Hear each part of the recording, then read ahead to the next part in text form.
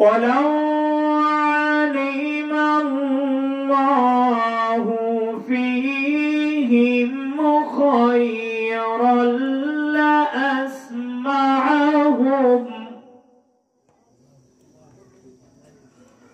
ওয়ালাউ আসমা'হুম লাতাওয়াল্লাউ ওয়া হুম মুরিদুন।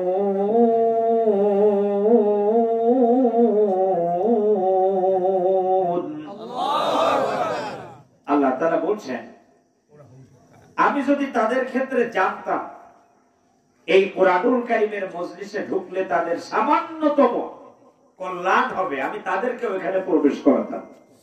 কে বলতেছেন? আল্লাহ। এখন বলুন তো, কোরআন শুনলে আমাদের কল্যাণ হবে, এটা কি আমরা কেউ বুঝেছি? এত আস্তে বললে হবে না, আরো জোরে বলে। আমরা কিন্তু কেউ বুঝি নাই আমাদের লাভ হবে, কল্যাণ হবে, মঙ্গল হবে, এটা আমরা কেউ বুঝি নাই। যিনি বুঝেছেন তিনি কে? অর্থাৎ এই কাঁঠালতলী এলাকায় যত মানুষ বসবাস করে, মুসলমান কি কয়জন নাকি? তার মানে বোঝা গেল অসংখ্য মানুষের ভিতরে আল্লাহ তাআলা আমাদের কয়জনকে বাছাই করেছেন। অসংখ্য মানুষের ভিতরে আমাদের কয়জনকে কে বাছাই করেছেন? আল্লাহ। তাফসীর আপনারাই করবেন। এবার আপনারা বলেন, আল্লাহ আপনাদেরকে বাছাই কেন করেছেন বলুন তো? আল্লাহ জেনেছেন এবং বুঝেছেন যে কোরআন শুনলে আমাদের কি হবে? কল্যাণ হবে, সেই কয়জনকে হাজির করেছেন। এবার আল্লাহ তাআলা বলছেন, আমি যাদের ক্ষেত্রে জেনেছি যে তাদের কোনো কল্যাণ হবে না, ইন্নাহুম আনিস সামঈ লামা'যুলুন, আমি তাদেরকে এই কোরআন শোনা থেকে বিরত রেখেছি। একটু জোরে বলেন, কি শোনা থেকে?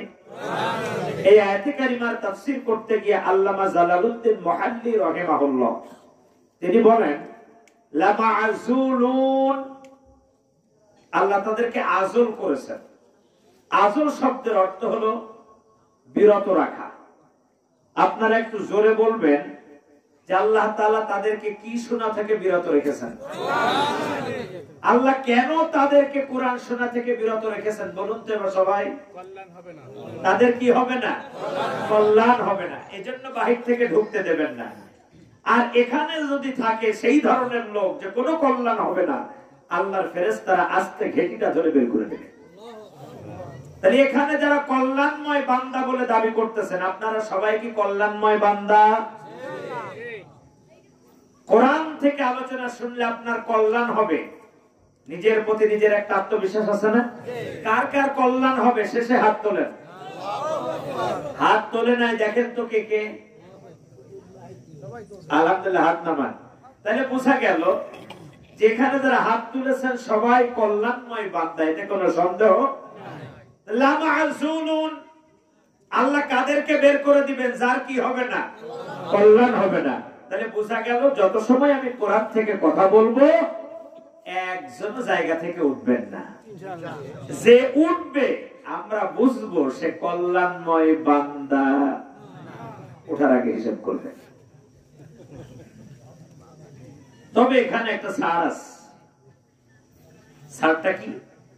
যদি আপনার স্ট্যান্ডায় চাপ দেয় তাহলে জায়গায় বসে সেঞ্চুরি করা যাবে। আস্তে করে এখান থেকে পারলে গ্লাসের মতন হাত জাগাবেন, এক আঙ্গুল অথবা দুই আঙ্গুল। আর যদি তা না পারেন তাহলে যাবেন, কাজ শেষ, জায়গায় আসবেন। আপনি যদি চিন্তা করেন হুজুর আমি চলে যাব অন্ধকারের ভিতর থেকে, আপনি দেখবেন কি? এখানে কেউ আপনাকে দেখতে পাবে না। ওয়াকুল্লা ইনসানিন আলজামনাহু তায়রাহু ফি উনুকি। আল্লাহ রাব্বুল আলামিন এমন ভাবে ক্যামেরা সেট করে দিয়েছেন, এখানে আপনার আমার অডিও ভিডিও যা কিছু আছে সব এই জায়গায় রেকর্ড হয়ে যাচ্ছে। যারা বলুন আল্লাহু আকবার। এবার আসেন, আপনি কি কারণে উঠে চলে গেলেন? কেউ যেটা জানেন না এটা কে জানেন? আল্লাহ। শুধু তাই নয়, আপনি বাড়ির থেকে কোরআন শোনার জন্য এখানে এসেছেন, কিয়ামতের ময়দানে আপনার আমার নাজাতের জন্য। আপনি আমি কয়টা কদম ফেলে এখানে আসছি কেউ বলতে পারবেন? কেউ পারবো না। আমার গাড়ির চাকা কয়বার ঘুরছে আমি কি বলতে পারবো? তাও পারবো না। কিয়ামতের ময়দানে যখন আপনি তাফসীরুল কোরআন মাহফিলে আসার উদ্দেশ্য নিয়ে নিয়াত করেছেন, আর যখন রওনা হওয়া শুরু করলেন, এই জায়গা পর্যন্ত পৌঁছানোয় যতগুলো কদম আপনি ফেলেছেন আল্লাহর জমিনে, কিয়ামতের ময়দানে প্রতিটা কদম আপনার পক্ষে নাজাতের জন্য সুপারিশ করবে। আপনার আমার জন্য সুপারিশ করবে। এখন এই জায়গা থেকে রাগ করে উঠে চলে গেলাম আর আসলাম না ইস্তেঞ্জার সল ধরে, তাহলে বলুন তো পায়ের কদমগুলো কি আপনার আমার বিরুদ্ধে সাক্ষ্য দিবে না? এবার আল্লাহ রাব্বুল আলামিন বলছেন, ইন্না নাহনু নুহয়িল মাউতা ওয়া নাকতুবু মা কদ্দামু ওয়া আসারহুম ওয়া কুল্লা শাইইন আহসাইনাহু ফি ইমামিম মুবিন। ওয়া আসারহুম কোন সূরা? জোরে বলে সূরাতুল ইয়াসিন 12 নম্বর আয়াত। এর অংশের ভিতরে আল্লাহ বলছেন ওয়া আসারহুম। এই আসার শব্দের অর্থ হলো পায়ের পদচিহ্ন। তাফসীরে ইবনে কাসির পরিণেতা বলছেন, হাই হাই চোখের ভিতরে পোকা দাদা, এই সামনের উপরে জন্য লাইট দিতে হয় না দাদা, বুদান বুদান জোরে বুদান দেখা যাচ্ছে। ও আসারহুম, এই আসার শব্দের অর্থ কি? পায়ের, সবার ভালো করে মুখস্থ করতে হবে, পায়ের পদচিহ্ন। আপনার আমার পক্ষে এই পায়ের পদচিহ্ন নাজাতের জন্য সুপারিশ করবে। অথবা কি কারণে উঠে গেলেন, পায়ের পদচিহ্ন আল্লাহর কাছে সাক্ষ্য প্রদান করবে। চিৎকার মেরে বলুন আল্লাহু আকবার। তাহলে আপনি কোন কারণে উঠে যাচ্ছেন কেউ না জানলেও কে জানতেছেন? আল্লাহ। আবার জমিন আল্লাহর কাছে কি করবে? সাক্ষ্য দেবে। কাজেই আমি লম্বা চওড়া বক্তব্য দিয়ে আপনাদেরকে কষ্ট দিব না। যত সময় কথা বলবো কোরআন থেকেই বলবো। এর ভিতরে কেউ জায়গা থেকে উঠে পরিবেশ বিশৃঙ্খলা করবেন না। যদি করেন আল্লাহর কাছে আপনি কি হয়ে যাবেন? আসামি। প্রিয় দিনী ভাইরা আমার, তাহলে আমরা যারা এখানে কোরআন শোনার জন্য এসেছি আমাদের কি হবে? কল্যাণ। তো আসতে বলতেছেন কেন? কল্যাণ হবে। এটা কি আমরা কেউ বুঝেছি? কে বুঝেছেন? আমরা কিন্তু কেউ বুঝি নাই। তার বাস্তবতা দেখুন। এই যে একটা ঠান্ডা গরমের সময়, এই সময় বলুন তো বেশি অসুস্থ হয় কারা? বাচ্চারা আর বৃদ্ধরা। তো এই বাচ্চা একজনকে মনে করেন আপনি নিয়ে গেছেন নাসনাপাড়া বাজারে, যার অসুস্থতা হলো জ্বর। যাওয়ার পরে ডাক্তার আপনাকে এইচ প্লাস অথবা নাপা ধরায় দিয়ে বলেছে যান বাড়িতে যান, সকাল বেলায় 1 চামচ, দুপুর বেলায় 1 চামচ, রাতের বেলায় 1 চামচ, এভাবে খাওয়ান। আপনার স্ত্রী ডাক্তার দেখায় নিয়ে বাড়িতে আসার পর আপনার 2.5 বছরের বাচ্চাটাকে আপনার স্ত্রী কি সহজে ঔষধ খাওয়াতে পারবে? ঔষধ যতবার চামচে ঢালবে আর যতবার মুখের ধারে নিবে, বাচ্চা কি করবে? ফেলে দেবে। এক পর্যায়ে স্ত্রী কি বলবে? পাশে যদি ননদি থাকে, শাশুড়ি থাকে, যে থাকবে তাকে বলবে তুমি ঠেসে ধরো, আমি কি করি? খাওয়াই।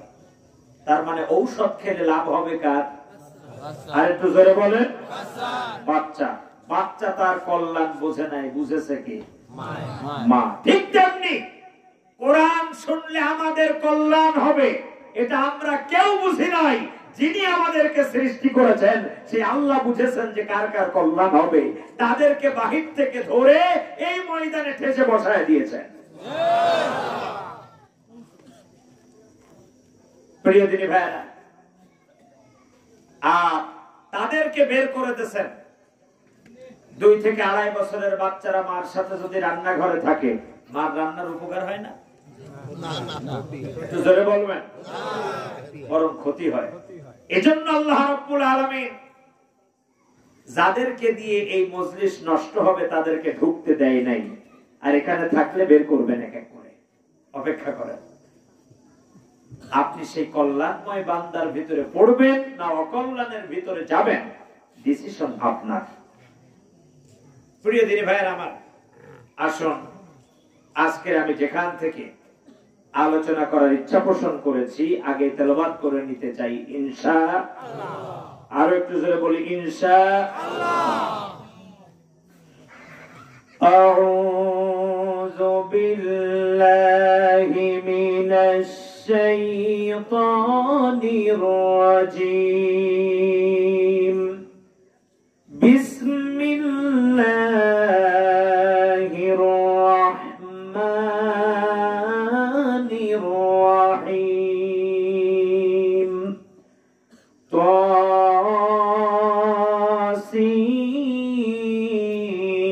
তাসিম মিম। তিলকা আয়াতুল কিতাবিল মুবিন। নাতলু আলাইকা মিন নাবাই মূসা ওয়া ফিরআউন বিল হাক্কি লিকাওমিন ইউমিনুন। সাদাকাল্লাহুল আযীম। আমি আপনাদের সামনে তেলাওয়াত করেছি মহাবিশ্বের মহাবিশ্বয় মহাগ্রন্থ আল কুরআনুল কারীমের 28 নম্বর সূরা। কত নাম্বার সূরা? 28। একটু ভালো করে মুখস্থ করে ফেলেন, ক্রমিক নাম্বার কত? 28। 28 নম্বর সূরা, যে সূরাটির নাম হলো সূরাতুল কসস। মুখস্থ করতে হবে, সূরাতুল কসস। আমার 2টা দিক থেকে সমস্যা হচ্ছে। একটা হলো শ্রোতার সংখ্যা কম, নাম্বার 2 এত আপনারা ধরে ফেলেছেন। সেজন্য আমি একেবারে ক্লাস নেওয়ার মতন কিছু কথা আমরা কথোপকথন করব ইনশাআল্লাহ। আপনারা থাকবেন তো ইনশাআল্লাহ? আপনারা যা জানেন আমাকে জানাবেন, আমি যা জানি এটা আপনাদেরকে জানানোর চেষ্টা করব ইনশাআল্লাহ। তাহলে ক্রমিক নাম্বার কত বললাম? 28। সূরার নাম সূরাতুল কসস। কসস শব্দের অর্থ হলো কাহিনী, ঘটনা, ইতিহাস, কেচ্ছা। সূরাতুল কসস বিশ্বনবী সাল্লাল্লাহু আলাইহি ওয়াসাল্লামের মাক্কি জীবনের একেবারে শেষ সূরা। আল্লাহর হাবিবের 2টা জীবনী, একটা হলো মাক্কি আর একটা কি মাদানী। মাক্কি সূরার ভিতরে সূরাতুল কসসের পরে আর দ্বিতীয় কোন সূরা অবতীর্ণ হয় নাই। যুহফা নামক স্থানে সূরাতুল কসস আল্লাহ রাব্বুল আলামিন নাযিল করেন। সূরাতুল কসসের মোট আয়াত সংখ্যা হলো 88টি, 9টি রুকু বিশিষ্ট সূরাতুল কসস। প্রিয় দিনী ভাইরা, আমি সংক্ষিপ্ত আকারে আপনাদের সামনে আলোচনা করার ইচ্ছা পোষণ করেছি মাত্র 3টি আয়াত থেকে, যার মূল বিষয়বস্তু আল্লাহ তাআলা এখানে একজন নবীর জীবন বৃত্তান্ত আলোচনা করেছেন, পাশাপাশি কিয়ামতের ময়দানে পৃথিবীর সকল জালিমদের যিনি নেতা হবেন তার নাম হলো মিস্টার ফিরাউন। এটা হলো তার উপাধি। ফিরাউন তার কি উপাধি। কিয়ামতের ময়দানে আল্লাহ তাআলা যখন ডাক দিয়ে বলবেন ওয়ামতাজুল ইয়াওমা আইয়ুহাল মুজরিমুন, দলে দলে বিভক্ত হয়ে যাও। যখন চোরের কাতারে চোর, মিথ্যাকারীদের কাতারে মিথ্যাবাদীরা সব একের পর এক দাঁড়াবে, ইমানদারের কাতারে ইমানদাররা দাঁড়াবে। পৃথিবীর বুকে যত জালিম স্বৈরাচার অত্যাচারী শাসকরা এসেছে, তাদের ওই কাতারের নেতৃত্ব দিবেন মিশরের বাদশা মিস্টার ফেরাউন। প্রিয় দিনী ভাইয়ের আমার, আল্লাহ তাআলা এই জায়গাটায় সে বিষয় নিয়ে আলোচনা করছেন। আমরা এই বিষয়ের উপরেই আলোচনা করব ইনশাআল্লাহ। ক্বালু সুবহানাকা লা ইলমা লানা ইল্লা মা 'আল্লামতানা আলাইহি তাওয়াক্কালতু ওয়া ইলাইহি উনীব। আসুন আমরা শুরু থেকেই, সূচনা থেকে সেই বিতাড়িত মরদুদ শয়তানের ওয়াসওয়াসা থেকে কার কাছে পানাহ চাবো? আল্লাহ। পড়েন আমার সাথে জবান ছেড়ে দিয়ে, আউযু বিল্লাহি মিনাশ শাইতানির রাজীম। কি ব্যাপার, সবাই তো পড়লেন না? সবাই পড়লে তো আওয়াজ আরো হওয়া উচিত ছিল, কারণ আপনার আমার জন্য আউযু বিল্লাহ পড়া কি? একটু জোরে বলতে হবে, আউযু বিল্লাহ পড়া কি? ওয়াজিব।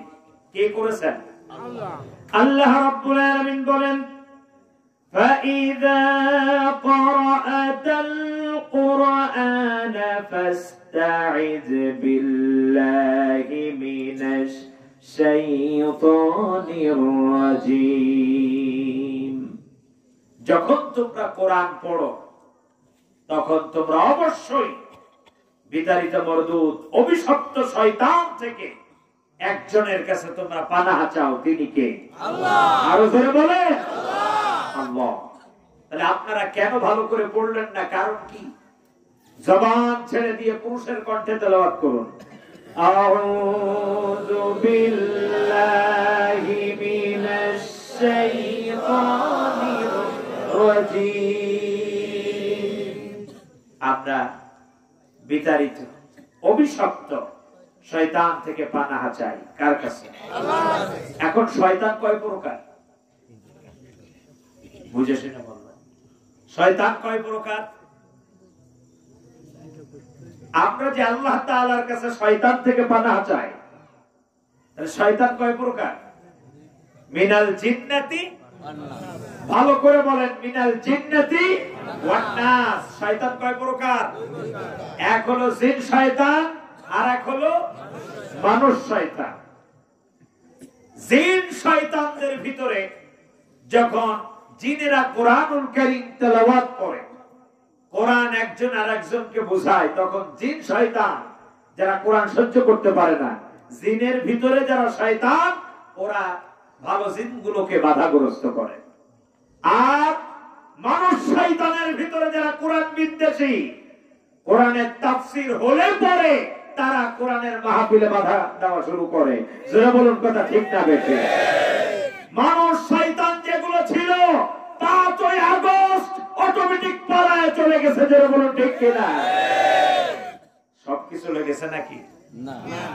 অঞ্চলের পাতি নেতা যেগুলো পলিস্টারের লুঙ্গি পরতো, 15 বছর 7 মাস ক্ষমতায় থাকার কারণে পলিস্টারের লুঙ্গি তো দূরের কথা, এক একজনের পাছার নিচে হাঙ্গারি ছাড়া আর কিছু নাই। কথা বলেন না কেন? এখন মানুষ শয়তানের ভিতরে যেগুলো মূল শয়তান, একটাও দেশে নেই। কথা বলেন না কেন? রাগ করতেছেন? আমি সূরাতুল কসসের এই আয়াত দিয়ে বর্তমান প্রেক্ষাপট আপনাদেরকে জানানোর চেষ্টা করব, এজন্য যে ফিরাউনের চাইতেও আরো জঘন্য ছিল শেখ হাসিনা। আমি কোরআন দিয়ে এটা প্রমাণ করব। জাহেলিয়াতের অন্ধকারকে হার মানিয়েছে এই 15 বছর 7 মাস। অবাক করা কাণ্ড। শুধু কান পেতে শুনবেন, যদি কেউ উঠাউঠি করে বুঝবেন ওটা ওই দলেরই লোক। প্রিয় দিনী ভাইরা আমার,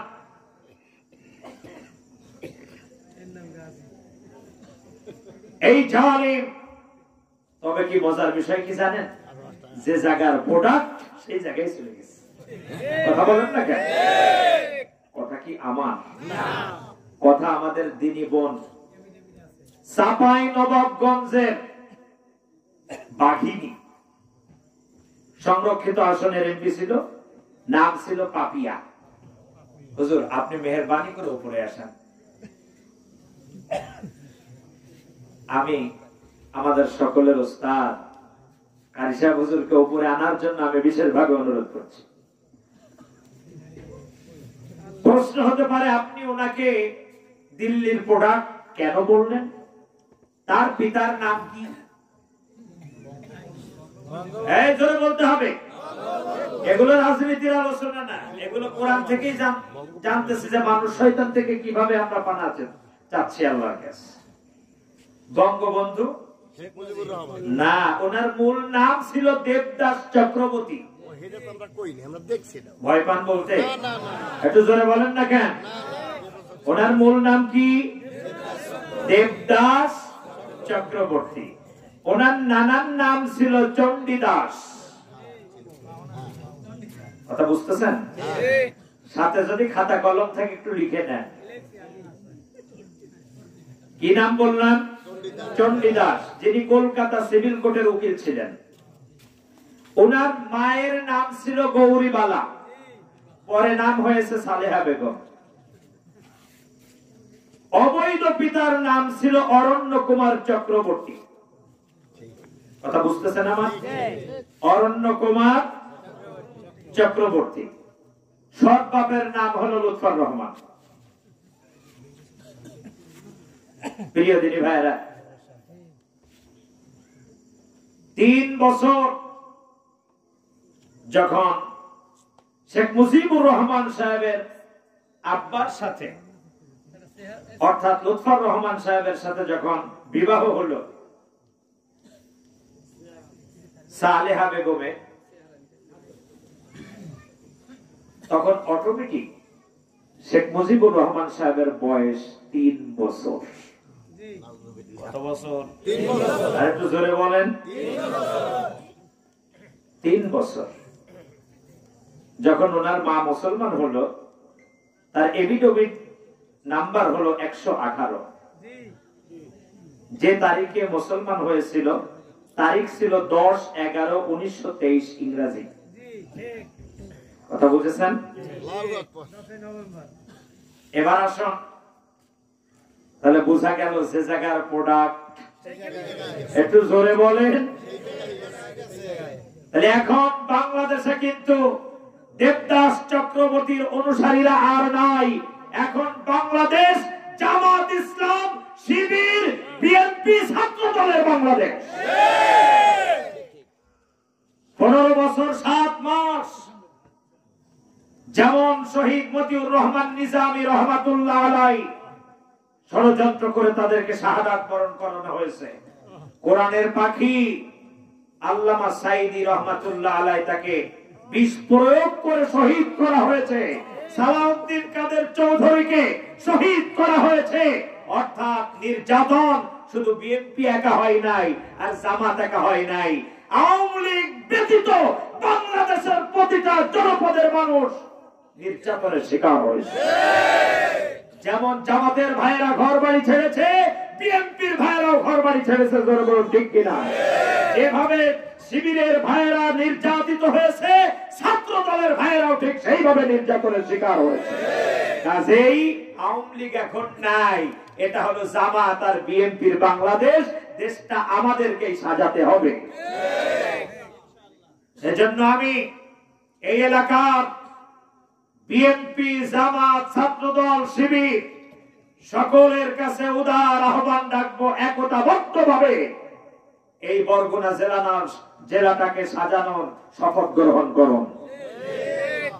যদি আল্লাহ না করুন, ক্ষমতার লোভে আমাদের ভিতরে যদি কোনো ধরনের কোনো ফাটল ধরে, তাহলে ওই শকুন কিন্তু আবার উড়ে চলে আসবে। এই সুযোগ কি আপনারা দিতে চান? আর একটু জোরে বলেন। কিন্তু আমি গোটা বাংলাদেশে দেখতেছি এরকম একটা পরিবেশ হাতছানি দিচ্ছে আমাদের। অবশ্য বরগুনা জেলা এই ওয়ার্ডে, এই ইউনিয়নে, কাঁঠালতলিতে আছে কিনা আমি জানি না, যদি থাকে এটা দূর করতে হবে। আমাদের সাথে কারো কোনো শত্রুতা নাই। শত্রুতা যাদের সাথে ছিল তারা এখন নাই। কথা বলেন না কেন? তাদের সাথে আমাদের শত্রুতা একটাই ছিল, সেটা কি? আল্লাহর কোরআন। কারণ আমি কি কোনোদিন এই বরগুনা জেলায় এসে কি নির্বাচন করব নাকি? আমি কি কোনোদিন এই এলাকায় এসে চেয়ারম্যান ইলেকশন করব অথবা নেতাগিরি করব? তাও না। আমাকে এই জেলায় নিষিদ্ধ করা হলো কেন? একটু জোরে বলে। একটাই অপরাধ, সেটা হলো আল্লাহর কোরআন দিয়ে আপনাদেরকে বোঝানোর চেষ্টা করেছিলাম। প্রিয় দিনী ভাইরা আমার, তাহলে আমরা বুঝতে পারলাম যেখানের প্রোডাক্ট সেখানে চলে গেছে। আল্লামা সাঈদী রাহমাতুল্লাহ আলাইহি আপনাকে আমাকে লক্ষ্য করে বলে গিয়েছিল, এই জালিমেরা ইঁদুরের গর্তটাও তালাশ করে পাবে না পলাবার জোরে বলুন ঠিক কিনা?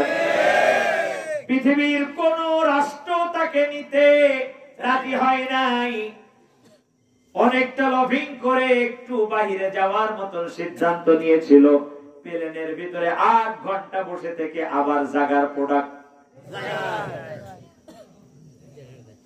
নামতে দেয় না।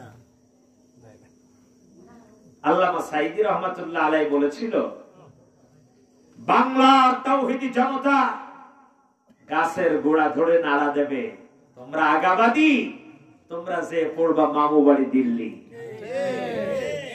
উড়ে যে সব পড়বা মামু বাড়ি দিল্লি, তার বাস্তবতা তাকিয়ে দেখুন, রাস্তা দিয়েও যাওয়ার চান্স পাই নাই। বাংলাদেশের তরুণ তরুণীরা যখন ময়দানে নেমে আসছে, সামনের থেকেও পলায় যাওয়ার সুযোগ হয় নাই। গেছে কোন রোড দিয়ে? একটু জোরে বলেন। পেছনের রোড দিয়ে, রাস্তা দিয়ে যে যাবে সেই সাহস হয় নাই। কারণ মানুষের হাতে কিছু থাকুক আর নাই বা থাকুক, জুতা আর পছাড়িমের অভাব ছিল না। এটা বুঝতে পেরে আস্তে করে ওখান থেকে পাখির মতন উড়ে গিয়ে ঠিকই দিল্লি পৌঁছছে। এই ধরনের জালিম বাংলাদেশে আগামীতে আর জন্ম হতে দেওয়া যাবে না, যারা বলুন ঠিক কিনা? এর জন্য জামায়াত এবং বিএনপি একতাবদ্ধ হয়ে কাজ করতে হবে। যদি আমরা কাজ না করতে পারি তাহলে মনে রাখবেন ওই জালিম শাসক আবার মাথার উপরে আসবে। এখন দেশ কাদের? এই দেশ এখন আমাদের। একটু জোরে বলেন, দেশ কাদের? আরো জোরে বলেন, দেশ কাদের? সাজাবে কারা? প্রিয় দিনী ভাইরা আমার, এদেশকে যদি আপনার আমার সাজাতে হয়, আপনি আমি সাজাবো কি দিয়ে? এবার জোরে বলেন, আরো জোরে বলেন। কোরআনুল কারীম দিয়ে যদি বাংলাদেশটাকে সাজাতে পারি তাহলে সত্যিকারেই এই বাংলাদেশ হয়ে যাবে সোনার বাংলা। জোরে বলুন ঠিক কিনা? আমাদের কোরআন দিয়ে যে সাজাতে হবে কেন, এই কেনর জবাবটা এবার শোনো। ৭১-এর যে স্বাধীনতা, এই স্বাধীনতা কিন্তু স্বাধীনতার আন্দোলন প্রথমে ছিল না। যেমন ২৪ সালের ৫ই আগস্ট, এটা কিন্তু দ্বিতীয় স্বাধীনতা। টার্গেট তেমন ছিল না। আন্দোলন ছিল কিসের? একটু জোরে বলেন, ওটা। আর ৭১-এর স্বাধীনতার সূচনা হয়েছিল স্বাধিকার আন্দোলন কি দিয়ে? ৬৯-এর গণঅভ্যুত্থান। অর্থাৎ এই স্বাধিকার আন্দোলন, আমার অধিকার আদায়ের আন্দোলন, এর থেকে আল্লাহ তাআলা পূর্ণাঙ্গ স্বাধীনতা কত সালে দিলেন? ৭১-এ।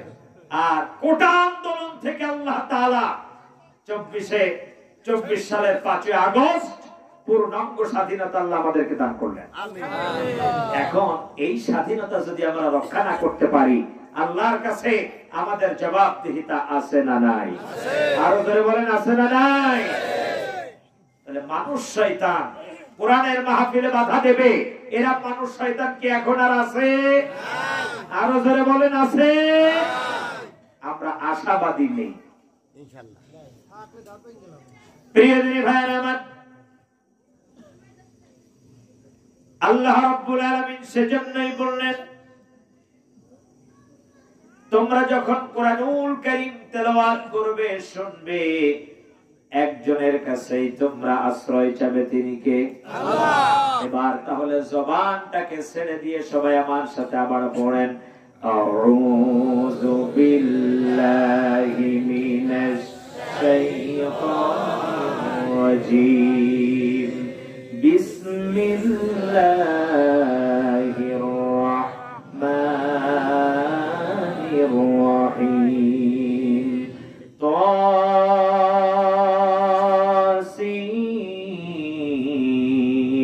মিম। বিতাড়িত মরদুদ অভিশপ্ত শয়তান থেকে পরম করুণাময় আল্লাহ তাআলার কাছে পানাহ আছে, সেই মহান রব্বে কারীমের নামে শুরু করতেছি। তাসিম মিম এর অর্থ আসমানের নিচে জমিনের উপরে কেউ জানেন না, অন্যমাত্র একজনই ভালো জানেন, তিনি কে? আল্লাহ। আল্লাহু আ'লামু বিমুরাদিহি, এর অর্থ একমাত্র আল্লাহ তাআলাই ভালো জানেন। এটাকে বলা হয় হুরুফে মুকাত্তাআত। এর নাম কি? একটু জোরে বলেন। বিচ্ছিন্নময় বর্ণমালা। এর অর্থ একমাত্র আল্লাহই ভালো জানেন। রাসূলুল্লাহ সাল্লাল্লাহু আলাইহি ওয়াসাল্লাম বলেন যে আমাকেও জানানো হয় নাই। এরপরে আল্লাহ রাব্বুল আলামিন বলছেন, তিলকা আয়াতুল কিতাবিল মুবিন।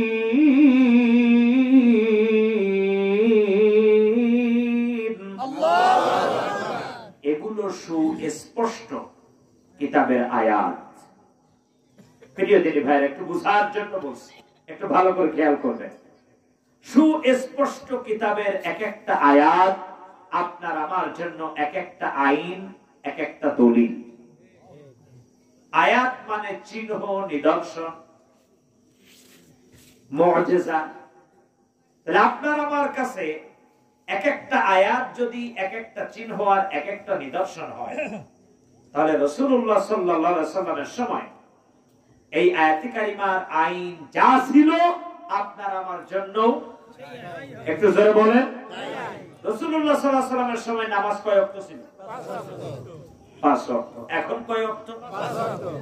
রাসূলুল্লাহ সাল্লাল্লাহু আলাইহি ওয়াসাল্লাম তার সময় অর্থের উপরে যাকাত, ওই সময় যে নিসাব ছিল, বর্তমান সেই একই নিসাব আছে কিনা? না। রোজা রাসূলুল্লাহ সাল্লাল্লাহু আলাইহি ওয়াসাল্লামের সময় যা ফরজ ছিল, বর্তমান সময়ে একই বিধান আছে কিনা? আছে। তালাকের বিধান একই আছে কিনা? আছে। ওসরের বিধান একই আছে কিনা? আছে। সব যদি একই হয়, তাহলে বিশ্বনবী সাল্লাল্লাহু আলাইহি ওয়াসাল্লামের সময় এই কোরআনের আইনকে প্রতিষ্ঠা করতে গিয়ে আল্লাহ তাআলার হাবিব যে যে বিপদের সম্মুখীন হয়েছে, ঠিক তেমনি আপনাকে আমাকেও একই সেই বিপদের সম্মুখীন হতে হবে। প্রিয় দিনী ভাইরা আমার,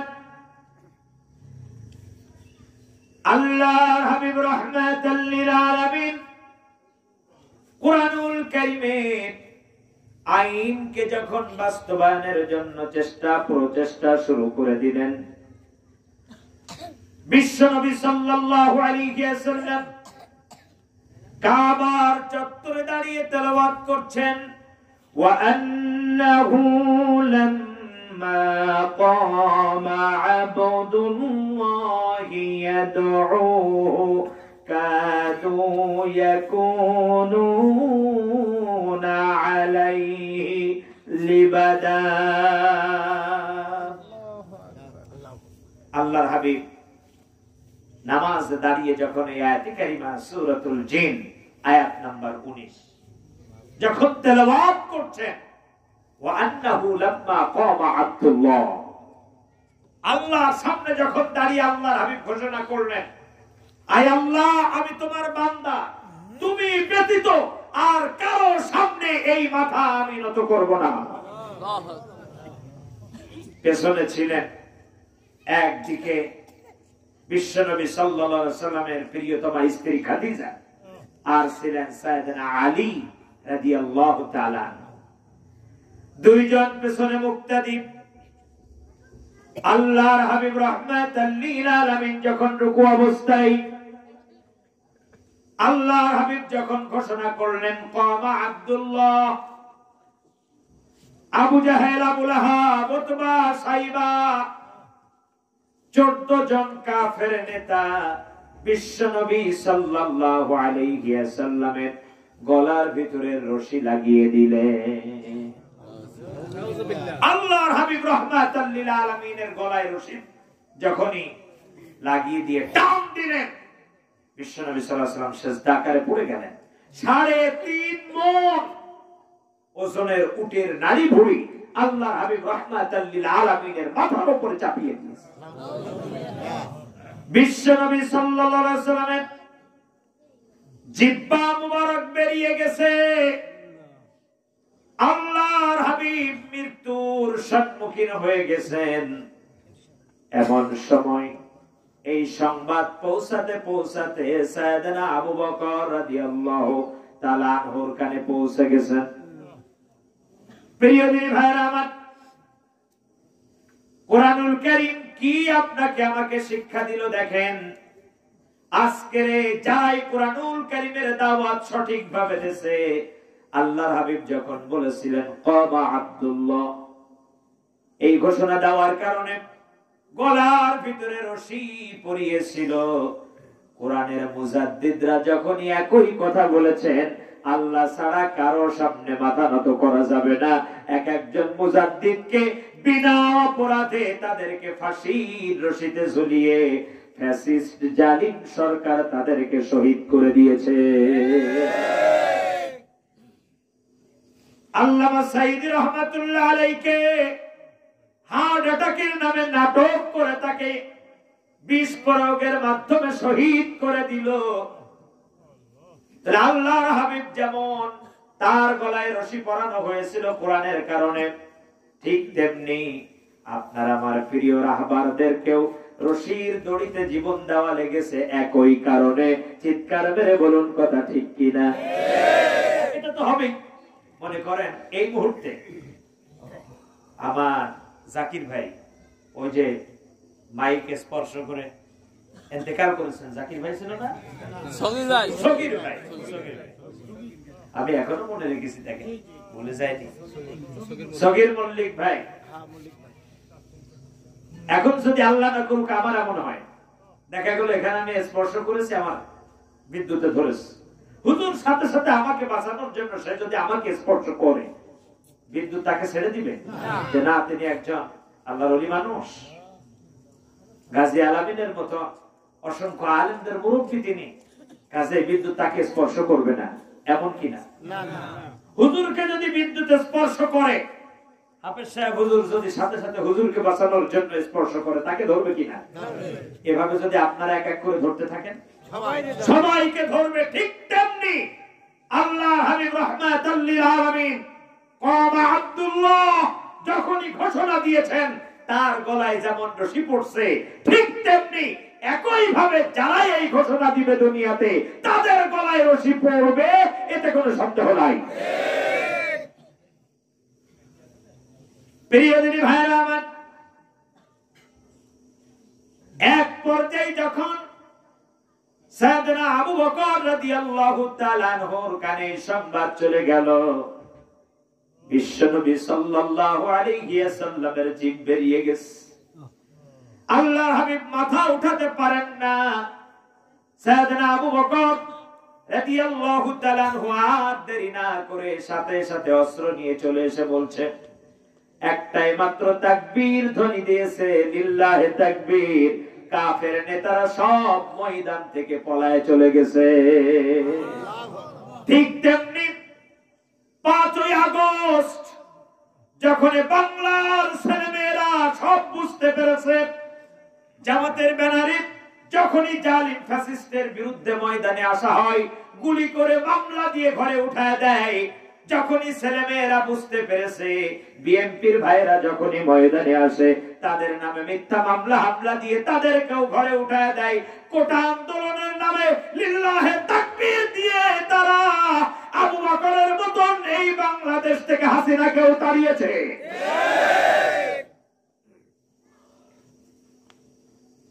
প্রিয় দিনী ভাইরা আমার, আবু বকর যখন কাবার চত্বরে এসে বললেন লিল্লাহে তাকবীর, অটোমেটিক 14 জন কাফের নেতা সব পেছন দিক থেকে দৌড়। যখনই আমার বাংলাদেশের ছেলেরা তুমি কে আমি কে যখনই এই স্লোগান দিয়েছে তখনই কিন্তু জালিমের মসনদ থরথর করে কেঁপে গেছে। প্রথমে বলেছিল ওদের সাথে কি বসবো, এরপরে বলে ওদের জন্য গণভবনের দরজা খোলা, ওরা আসলেই হবে। কথা বলেন না? তার মানে জালিমের আর জানতে বাকি ছিল না আমার পলাতে হবে। তারপরেও যত সময় টিকে থাকা যায়, এজন্যই কিন্তু যে বলেছিল আসো খেলা হবে, তিনি আগে পলান দিয়েছে। শামীম ওসমান সবার আগে এই কথা বলেছিল, উবাইদুল কাদের বলেছে পরে। সর্বপ্রথম শামীম ওসমান তখন এত বুড়ো হয় নাই, গালে গোশত রুচি, বলছে আসো খেলা হবে। তা আমরা তো ময়দানে আছি, রিফারিও আছে, তোমরা পালালে কেন? আসো, কোরআনের কর্মীরা তোমাদের সাথে খেলবে, আসো। এখন আমরা তো আর তোমাদের মতন না, আমরা খেলতে প্রস্তুত আছি। আমাদের খেলা দেখে ওরা অটোমেটিক পেছন দিয়ে পলান দিয়েছে। যে বলো ঠিক না বেটি? সাইয়েদনা আবু বকর রাদিয়াল্লাহু তাআলা আনহু যখনই লিল্লাহে তাকবীর ধ্বনি দিলেন, কাফের নেতারা সব পালিয়ে চলে গেল। বাংলাদেশের আবু বকরের উত্তরসূরিরা যখন ময়দানে লিল্লাহে তাকবীর দিয়েছে, জালিম ফ্যাসিস্ট সব পলায়ে চলে যেতে বাধ্য হয়েছে। প্রিয় দিনী ভাইরা আমার, এক পর্যায়ে মামলা শুরু হয়ে গেল, মিথ্যা অভিযোগ শুরু হয়ে গেল। মিথ্যা অভিযোগ যখন শুরু হলো, আল্লাহ রাব্বুল আলামিন বললেন, ও নবী, এখানে আর থাকা যাবে না, আপনাকে হিজরত করতে হবে। আপনাকে কি করতে হবে? হিজরত করতে হবে। তবে নবী শুনুন, আপনি আগে গেলে হবে না, আগে কর্মীদেরকে পাঠান। কারণ আপনি আগে চলে যাবেন মদিনাতুল মুনাওয়ারায়, আর কর্মীরা মক্কায় বসে মার খাবে, এটা হবে না। আপনি যাবেন সবার শেষে। আগে কর্মীদেরকে পাঠান, দলে দলে পাঠান, একাকি পাঠান। স্বামী স্ত্রী একসাথে চলে যাক, এভাবে পাঠাইতেন থাকেন, শুধু 2 জনকে পাঠাবেন না। কয়জনকে? একজন হলো আবু বকর, আর একজন হলো আলী। এই 2 জনকে আপনি রেখে দেবেন, বাদ বাকিদেরকে আপনি পাঠিয়ে দেন। বিশ্বনবী সাল্লাল্লাহু আলাইহি সাল্লাম আগে গেলেন না, অন্যদেরকে আগে পাঠায় দিলেন। ও আমার প্রিয় ভাইরা, কোন দলের জন্য যৌবন নষ্ট করলে, যে দলের নেতা নেত্রীরা তোমাদেরকে মাঠে ফেলে রেখে তারা নিজের জীবন বাঁচিয়ে চলে গেল। ইসলামের আদর্শ মানো, কোরআনের আদর্শ মানো, তোমার জন্য তোমার নেতা জীবন দেবে, কিন্তু তোমাকে একাকী মাঠে ময়দানে ফেলে রেখে ঘরে পলাবে না।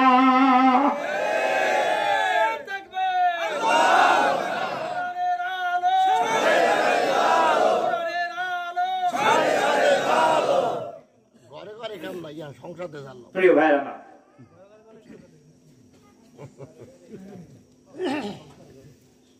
আজকে দেখেন আমার লেকচার গুরু যারা আমাকে দীর্ঘদিন আসতে দেন নাই বরগুনায়, যারা আসতে দেন নাই তাদেরকে বলছি, আপনারা একটু ভালো করে শোনেন, কোন দল করলেন এতদিন যে আজকে আমার এই বরগুনা জেলার একটা জামাত, বিএনপি, খেলাফত মজলিস, চরমোনাই, সারসিনা, নেসারাবাদের কোন নেতা কর্মী দায়িত্বশীল এই পর্যন্ত কোন আওয়ামী লীগের গায়ের উপরে হাত তুলেছে? অথচ আপনারা আমাদেরকে নির্যাতন করেছেন। আমরা আপনাদের সাথে বিয়াদবি করি নাই, কারণ আপনাদের মাথার উপর থেকে বটগাছের ছায়া সরে গেছে, আমরা আপনাদেরকে ছায়া দিয়ে রাখবো, কথা দিচ্ছি ইনশাআল্লাহ। ইসলামের আদর্শ এটা নয়। আমি জান্নাতে যেতে চাই ও বন্ধু, আমি একা না, তোমাকে সাথে নিতে চাই। তোমাকে বলছি ওই ধর্ম নিরপেক্ষ মতবাদের মুখে লাথি মেরে কোরআনের সংবিধানের কর্মী হয়ে যাও। দুনিয়া এবং আখিরাত তোমার সুন্দর করে দিবেন কে? আল্লাহ। আজকে 15 বছর 7 মাস যে আপার জন্য, যে নেত্রীর জন্য স্লোগান দিলেন, চিল্লালেন, আজকে যেই না বিপদ দেখলো তিনি চলে গেলেন, নেতারা চলে গেল, আর আপনি আপনার ব্যবসা বাণিজ্য, আপনার দোকানপাট, আপনার ঘের ভেড়ি, আপনার সন্তান, আপনার স্ত্রী এমন জায়গায় আপনাদেরকে রেখে গিয়েছে যেন সিংহের খাঁচার মুখটা খোলা, আর আপনাদেরকে তার সামনে ফেলে রেখে তিনি চলে গেছেন। অবস্থাটা এরকম নয় কি? মানে অবস্থা কেমন জানেন? একজন মার্ডার মামলার আসামি। কিসের মামলা? একটু জোরে আওয়াজ দিয়ে বলেন, কিসের মামলা? মার্ডার মামলার আসামি এখন পলায় বেড়াচ্ছে। 302 ধারা মামলা, পলায় বেড়াচ্ছে যে তাকে ধরতে পারলেই তো বাস নিয়ে যাবে, ফাঁসি হবে। উনি রাতের অন্ধকারে চলে গেছে এক লয়ারের কাছে, মালকরফ হয়ে গেছে, পুলিশ প্রতিনিয়ত ঝামেলা করছে। লয়ারের কাছে যে বলতেছেন, ভাই সত্যিকারে আমি মার্ডারটা করেছি, সত্যিকারে আমি কি করেছি? একটু জোরে বলেন। আমি মার্ডার করেছি, সত্যিকারে আমি মার্ডার করেছি, এখন আমার তো ফাঁসি হবে। আমি ডিসিশন নিয়েছি যে আমি এই এলাকা ছেড়ে পার্শ্ববর্তী দেশে যে আশ্রয় নিব। বলতেছে, আরে পাগল, আমার মতন লয়ার বরগুনা কোর্টে একজনও নাই, আজ পর্যন্ত কোন মামলায় আমি হারি নাই, আমি সেই উকিল। কথা বুঝতেছেন? আমার বাপ এই কোর্টের একজন নামকরা উকিল, কাজেই আমি তার সন্তান। তোমাকে কথা দিচ্ছি, কোর্টে দাঁড়াবা, 2 মিনিট সর্বোচ্চ দাঁড়াইতে হবে, আস্তে নেমে চলে আসবা, কারণ তোমাকে জেলে যাওয়া তো দূরের কথা, 2 মিনিটের বেশি কাঠগড়ায় দাঁড়াইতে হবে না। বলছে, সত্যি তো? বলছে, হ্যাঁ। আমার পরে আস্থা রাখো। কে বলতেছে? একটু জোরে বলে। উকিল বাড়ি চলে গেছে আনন্দ করতে করতে, স্ত্রীকে যে বলছে, শোনো, কোনো টেনশন করো না, আমার কিচ্ছু হবে না, আমার উকিল আছে। আমার কে আছে? আমার উকিল আছে, তিনি বলেছেন তোমার কিচ্ছু হবে না, 2 মিনিটের মতন শুধুমাত্র শুনানির জন্য কোর্টে দাঁড়াইতে হবে। সত্যি বলছো তো? বলে, হ্যাঁ, আমি যা বলছি উকিল আমাকে তাই বলছে। উকিল বলছে, আমার পরে আস্থা রাখো।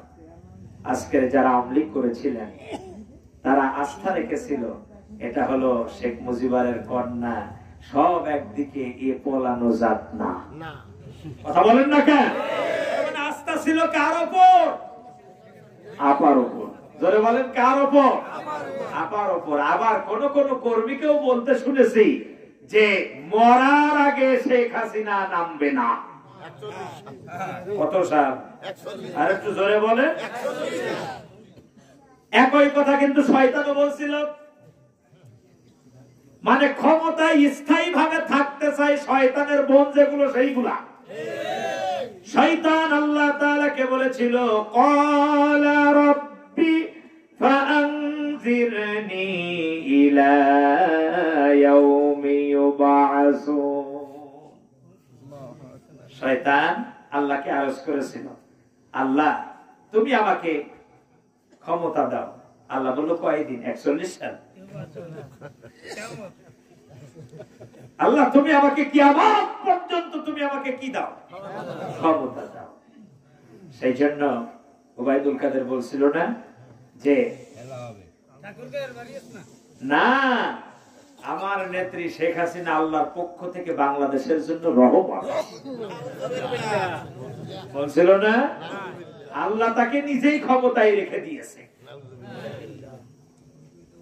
তার মানে যারা শুধু ক্ষমতার স্বপ্নই দেখে, এরা কার বোন? আর একটু জোরে বলেন। কারণ শয়তান ক্ষমতা চেয়েছিল। নেককার মুমিন যারা, তারা কখনো ক্ষমতা চায় না। কথা বুঝতেছেন? নেককাররা কখনো কি চায় না? ক্ষমতা চায় না, বরং তারা ক্ষমতায় গেলে আল্লাহর কাছে আসামির মতন শুধু কাঁদে। এমনও দল আছে অমুক ভাইকে অমুক পদে দেখতে চাই, দেখতে গিয়ে চেয়ার একটাও থাকে না, মাথা দুই চারটা থাকে না, কারো কারো থতমা থাকে না। এরা মাসালা নাই? আবার এমনও দল বাংলাদেশে আছে যারা আমির হন, যারা সভাপতি হন, তারা কাঁদে যে এই দায়িত্ব আমাকে দিও না, এই দায়িত্ব পালনের যোগ্য ব্যক্তি আমি না। আছে না নাই? তার মানে বোঝা গেল যারা ক্ষমতা লোভী এরা শয়তানের ভাই বোন, আর যারা ক্ষমতা চাই না তারা আল্লাহর গোলাম। আল্লাহ তাদেরকেই ক্ষমতা দেন। প্রিয় দিনী ভাইরা আমার, উকিল ডাক দিয়ে বলছে, বউ আমার কোনো টেনশন করো না, শুধু উঠবো আর নামবো। আমার উকিলের পরে আস্থা রাখো। কার উপর? উকিলের। এবার যেই না কোর্টে দাঁড়িয়েছে, ম্যাজিস্ট্রেট বলছে 302 ধারা, কাজেই 302 ধারা প্রমাণ হয়ে গেছে যে তিনি মার্ডার করেছেন, তাকে ফাঁসির আদেশ দেওয়া হলো। কাস্টডিতে প্রেরণ। 2 মিনিট লাগছে? লাগে নাই। যেই কিনা আসামিকে উকিলের সামনে থেকে নিয়ে যাচ্ছে, এখন আসামি ডাক দিয়ে বলে, স্যার কিরাম হলো? আপনি বলছিলেন আমার 2 মিনিটের জন্য কোর্টে দাঁড়াইতে হবে না। এখন বলছে, পাগল, 2 মিনিট কি দাঁড়াইছো তুই?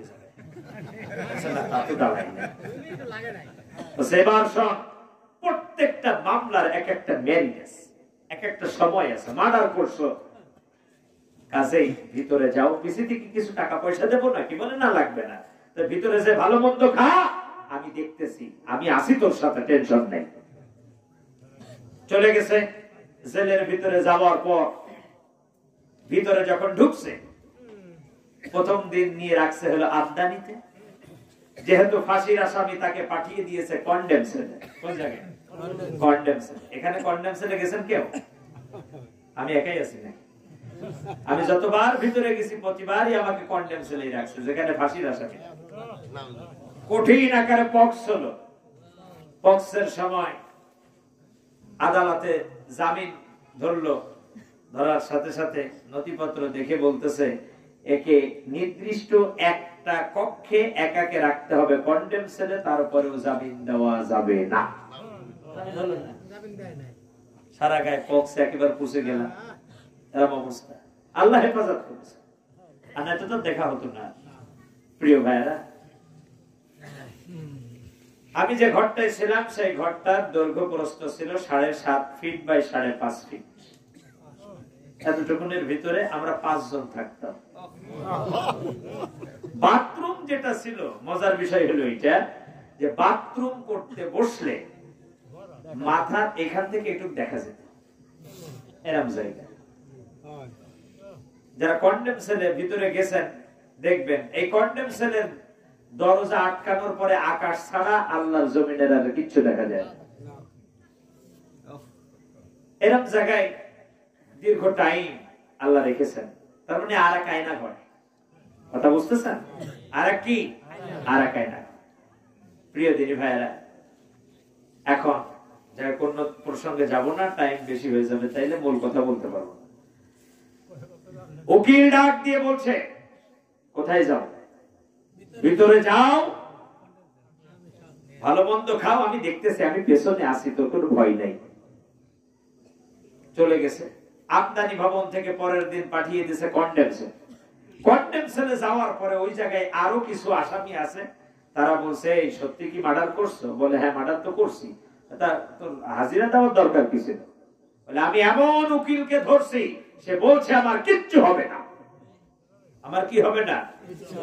আমার কিচ্ছু হবে না। সে কেমন উকিল জানো? বরগুনা জেলার সবচেয়ে ভালো উকিল।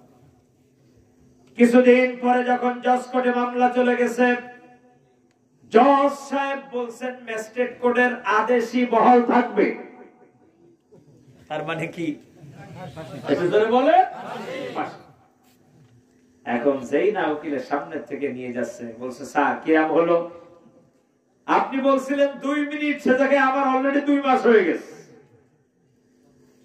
আমাকে এখন জজ কোর্টও বলছে যে ফাঁসি কার্যকর করার জন্য, এখন কি করবেন? আরে পাগল, তুই যে দরের আসামি, কি সেই দরের কোর্ট? টেনশন করিস কেন, আমি তোর মামলা নিয়ে হাইকোর্টে যাব, প্রয়োজনে আমার জমি জায়গা বেঁচে হলেও তোকে রক্ষা করব, ভয় নাই, আস্থা রাখ, আমি আসি পেছনে, ভিতরে যা। কোথায় যাও? ভিতরে যাও। কে আছে পেছনে? উকিল আছে। ভিতরে গেছে, মামলা চলে গেছে হাইকোর্ট। হাইকোর্ট বেঞ্চ বলতেছে জজ কোর্টের আদেশটাই বহাল থাকবে। তার মানে কি? আরেকটু জোরে বলে, ফাঁসি। যেই না শুনছে ফাঁসি, এবার উকিলের সামনে যেই পড়ছে, বলে স্যার এখন কি হবে? আরে পাগল, দেশে তো সর্বোচ্চ আইন আছে, হাইকোর্ট বহাল রাখছে, তাতে কি হয়েছে? আমি যত প্রকার লবিং আছে সবার সাথে করে এরপরে সুপ্রিম কোর্টের বেঞ্চ ধরব, যে কোনো কায়দায় আমাকে জিততেই হবে। ঠিক তেমনি ফ্যাসিস্ট জালিম সরকার শেখ হাসিনা টিকে থাকার জন্য এমন কোন ষড়যন্ত্র নাই, এমন কোন লবিং নাই যে সেটা সে না করেছে। কিন্তু শেষ পর্যন্ত টিকতে পারে না। ঠিক তেমনি এছাড়া সুপ্রিম কোর্টে যেই না মামলা নিয়ে উঠছে, বিরক্ত হচ্ছেন না তো আপনারা? সুপ্রিম কোর্টে যেই না মামলা নিয়ে উঠছে, সুপ্রিম কোর্ট বলছে হাইকোর্টের রায় বহাল থাকবে এবং দ্রুত ফাঁসির রশিতে ঝুলিয়ে তাকে মৃত্যুদণ্ড কার্যকরার আদেশ দেওয়া হবে। বিষয়টা কোথায় গেল? এবার হাজিরা দিতে আসছে জজ কোর্টে, উকিল যেই না সামনে, আসামি সামনে, বলছে ও স্যার এখন কি হবে? আপনি বলছিলেন 2 মিনিটের জন্য আমার কি হবে না, দাঁড়াতে হবে না। আজকের বছরের পর বছর ভিতরে আমার স্ত্রী একদিকে, সন্তানগুলো আর একদিকে, আমি তো পলায় যেতে চেয়েছিলাম, আপনি আমাকে এইভাবে দাঁড় করায় রাখলেন, এই রেখে এখন তো আমার ফাঁসি হবে। ও সোরে পাগল, এত টেনশন করিস কেন? এখনো কি বলছে? এত টেনশন করিস কেন? টেনশন করবো না, এখন তো আমার ফাঁসি দিবে। বলছে তুই ভিতরে যা, রশিতে ঝুলে পড়, আমি তোর পেছনে আছি। ভিতরে যা, ঝুলে পড়, আমি কোথায় আছি? আমি তোর পিছনে আছি। ঠিক তেমনি বাংলাদেশের এই সরকারি দল তাদের নেতাকর্মীদেরকে স্বপ্ন দেখাইছিল যে জীবনেও আমরা ক্ষমতার থেকে নামবো না। যেভাবে 2-3 বার ভোট চুরি করেছি, যতদিন বাঁচবো চুরি করেই থাকবো, তোমাদের কোনো ভয় নাই। কিন্তু শেষ পর্যন্ত তরুণ তরুণীরা লিল্লাহি তাকবীর দিয়ে যে এইভাবে দেশ ছাড়া করবে, ওরা এটা 4ই আগস্টেও বুঝতে পারে নাই। জোরে বলুন কথা ঠিক না ঠিক? প্রিয় দিনী ভাইরা আমার, সাইয়েদনা আবু বকর যে কিনা ধ্বনি দিয়েছেন লিল্লাহি তাকবীর, কাফের নেতারা পলায়ে চলে গেছে। পলায়ে চলে যাওয়ার পরেই তারা কিন্তু ক্ষান্ত হয় নাই, বিশ্ব নবী সাল্লাল্লাহু আলাইহি সাল্লাম সহ সকলকে নিয়ে ষড়যন্ত্র করা শুরু করলো। আল্লাহ রাব্বুল আলামিন ডাক দিয়ে বললেন, ও নবী, এখানে আর থাকা যাবে না, আপনাকে হিজরত করা লাগবে।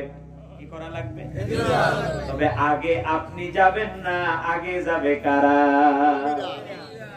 কর্মীরা। এমন দল করেন না যে নেতা আপনাকে মাঠে রেখে এইভাবে পলায় চলে যায়, এমন দলের পেছনে যেন না। প্রিয় ভাইয়ের আমার, সাথে থাকবে কয়জন? জোরে বলেন। আবু বকর আর আলী। ও আলী, তুমি আমার বিছনায় শুয়ে থাকো। ঠিক তেমনি কোরআনের কর্মীদের বাড়িগুলো যারা পাহারা দিয়েছেন, খেয়াল রেখেছেন, স্ত্রী সন্তানের খবর নিয়েছেন, বছরের পর বছর আমরা বাড়ি যাইতে পারি নাই। আমাদের অনুপস্থিতিতে আমাদের বাচ্চাগুলোকে যারা দেখে শুনে রেখেছেন, আপনাদের পরিচয়, আপনারা এ জামানার এক একজন আলী। বিশ্ব নবী সাল্লাল্লাহু আলাইহি ওয়াসাল্লাম রওনা হলেন। রওনা হওয়ার পর যে পাহাড়ের পাদদেশে তিনি আশ্রয় নিলেন, সেই পাহাড়ের নাম কি? জাবালে সাওয়া। ভিতরে ঢুকলেন, কার গুরুর উপরে মাথা রাখলেন? আর একটু জোরে বলেন। সাইয়েদনা আবু বকরের উরুর উপরে মাথা রাখলেন, একটু আরাম নিলেন, স্বস্তি ছাড়লেন। ঠিক তেমনি আমরা বাড়িতে ঘুমাতে পারি নাই, নিজেরা খাটে না শুয়ে আমাদেরকে খাটে আশ্রয় দিয়ে একামতে দিনের কর্মী ভাইদের জন্য তাদের ঘরগুলোকে একামতে দিনের কর্মী ভাইয়ের নিজের বাড়ি বানিয়ে দিয়েছেন যে আপনার বাড়ি থাকতে হবে না, বাড়ি থাকলে জালিম শাসকের পুলিশ বাহিনী আপনাকে গ্রেফতার করবে, কাজে আপনি আমার বাড়ি থাকেন। বছরের পর বছর আপনার জন্য এই রুম বরাদ্দ। যারা এই স্যাক্রিফাইস করেছেন, এই ছাড় দিয়েছেন, আমাদেরকে এই 15 বছর 7 মাস আশ্রয় দিয়েছেন, তারা এ জামানার এক একজন আবু বকর। এতে কোনো সন্দেহ নেই। আমি এমন রাত গেছে, এক রাতে 4 জায়গা চেঞ্জ করছি। কয় জায়গা? আমার কাছে মনে হতো যে বাড়িতেই যে নক করেছি ওই বাড়িতে মনে হয় আমার জন্য একটা বেড আগে থাকতে ওরা রেডি করে রাখছে। শীতের রাত, প্রচন্ড ঠান্ডা পড়ছে, মানে 2 হাত সামনেও দেখা যাচ্ছে না, কুয়াশা। রাত 10টার সময় এক বাড়িতে ঢুকছি, ঢোকার পরে ওসি সাহেব ফোন করে বলছে আপনি অমুক বাড়িতে আছেন। জানলেন কেমনে? পেছনে লোক আছে, আপনি ওখান থেকে সরেন। সরে গেলাম।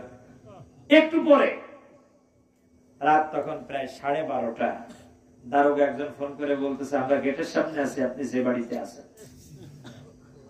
কোন মুসিবতে পড়লেন? বলেন তো গেটের রং কি?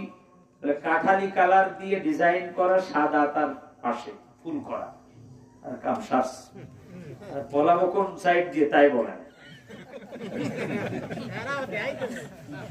আপনি কাজ করেন, আমি সাইডে আসছি, আপনি ওয়ালটপকে পেছন দিক থেকে যে দিকতে পারেন সরেন, সামনের গেটের দিকে এসেন।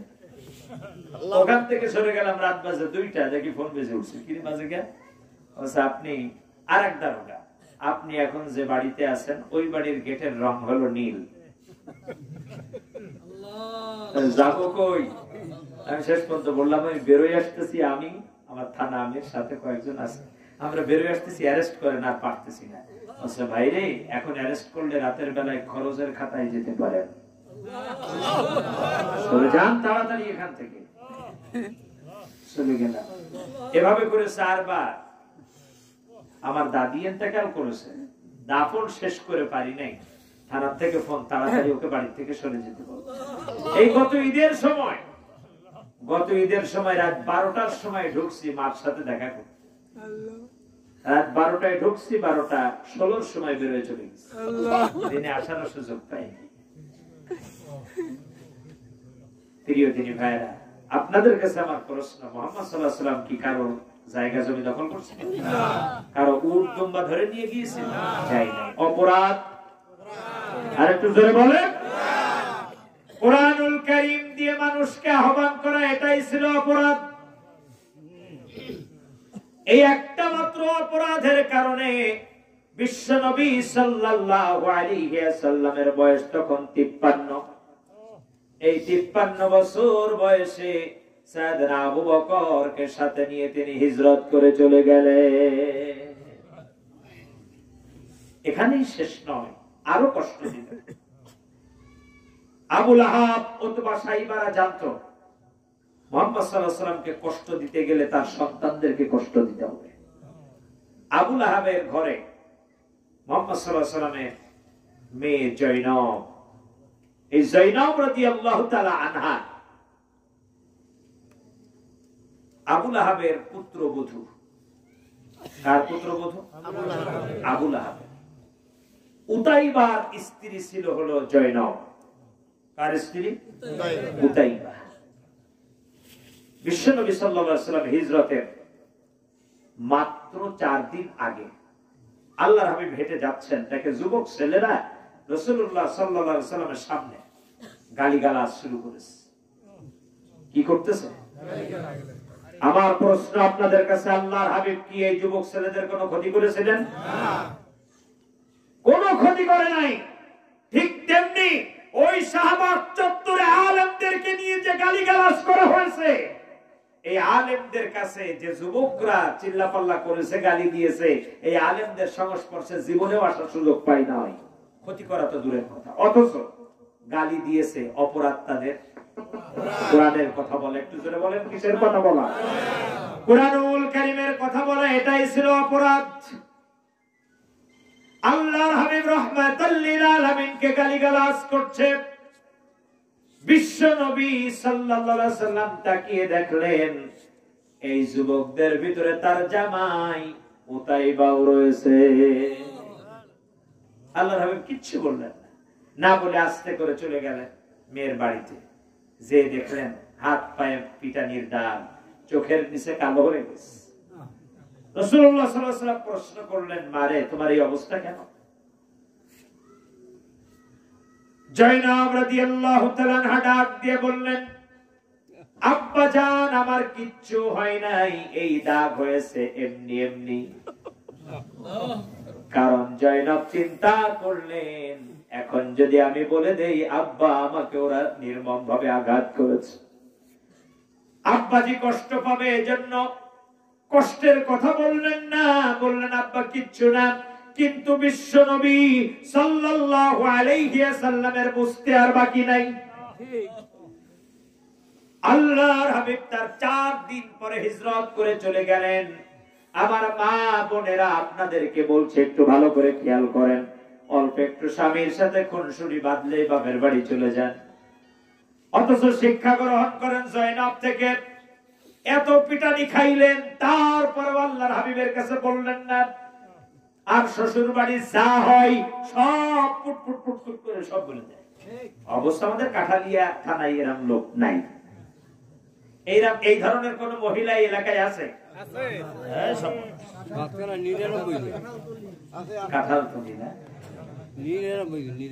বলবেন না, খবরদার। কারণ ওই পরিবারটা আপনার বাপের বাড়ির, আপনি এখন মেহমান হয়ে গেছেন। দেখেন তো, একই মায়ের গর্ভে জন্মে একই স্তনের দুধ খেয়ে বড় হলো, আজকের ভাইয়ের কাছে বোন আত্মীয় হয়ে গেছে, ভাই ও বোনের কাছে আত্মীয় হয়ে গেছে। কি কথা সত্য নয় কি? বিয়ের পরে সব আত্মীয় হয়ে গেছে। প্রিয় দিনী ভাইয়ের আমার, সেজন্য বোন আমি আপনাকে বলবো যে আপনি জয়নবের জীবনী থেকে শিক্ষা গ্রহণ করুন। এত কষ্ট পেল, তারপরেও বলছে না যে তাকে কিভাবে অত্যাচার করা হয়েছে। আর আপনার একটু কোন রকম ডাল নাই, নুন নাই, হয়তো বেগুন নাই, সাথে সাথে আব্বাকে ফোন করে বলছেন আমাকে বিয়ে দিছো কোন জায়গায়, জীবনটাই শেষ। এরকম বলে কি বলে না? খয়রাতির পু খয়রাতি, এরকম বলে না? খাওয়াইতে পারবা না তাহলে বিয়ে করছিলা কেন? এলাকার মা বোনেরা বলে, ইনশাআল্লাহ আর বলবে না, এগুলো বলা যাবে না। কারণ রিজিকের দায় দায়িত্ব কার? আল্লাহ। আল কদরি খায়রিহি ওয়া শাররিহি মিনাল্লাহি তাআলা। আপনার তো তাকদীরের উপরে বিশ্বাস রাখতে হবে। আল্লাহ আপনাকে যে ঘরের পুত্রবধূ হিসেবে কবুল করেছেন ওখানে আপনাকে আসতেই হবে। ঠিক। প্রিয় দিনী ভাইরা আমার,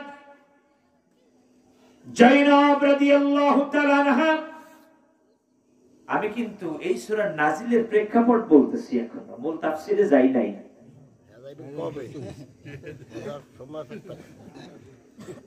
এই 3 আয়াত শেষ করব, তারপরে যাব। আপনারা থাকতে রাজি আছেন তো? একটু জোরে বলেন, থাকতে রাজি আছেন? কে কে নাই হাত তোলেন।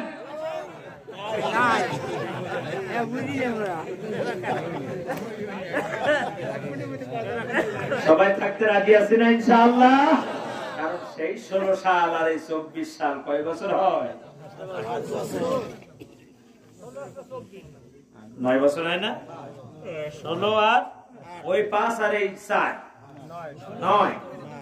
9 বছরের খোরাক আপনি 2 ঘন্টায় কেমনে শেষ করবেন?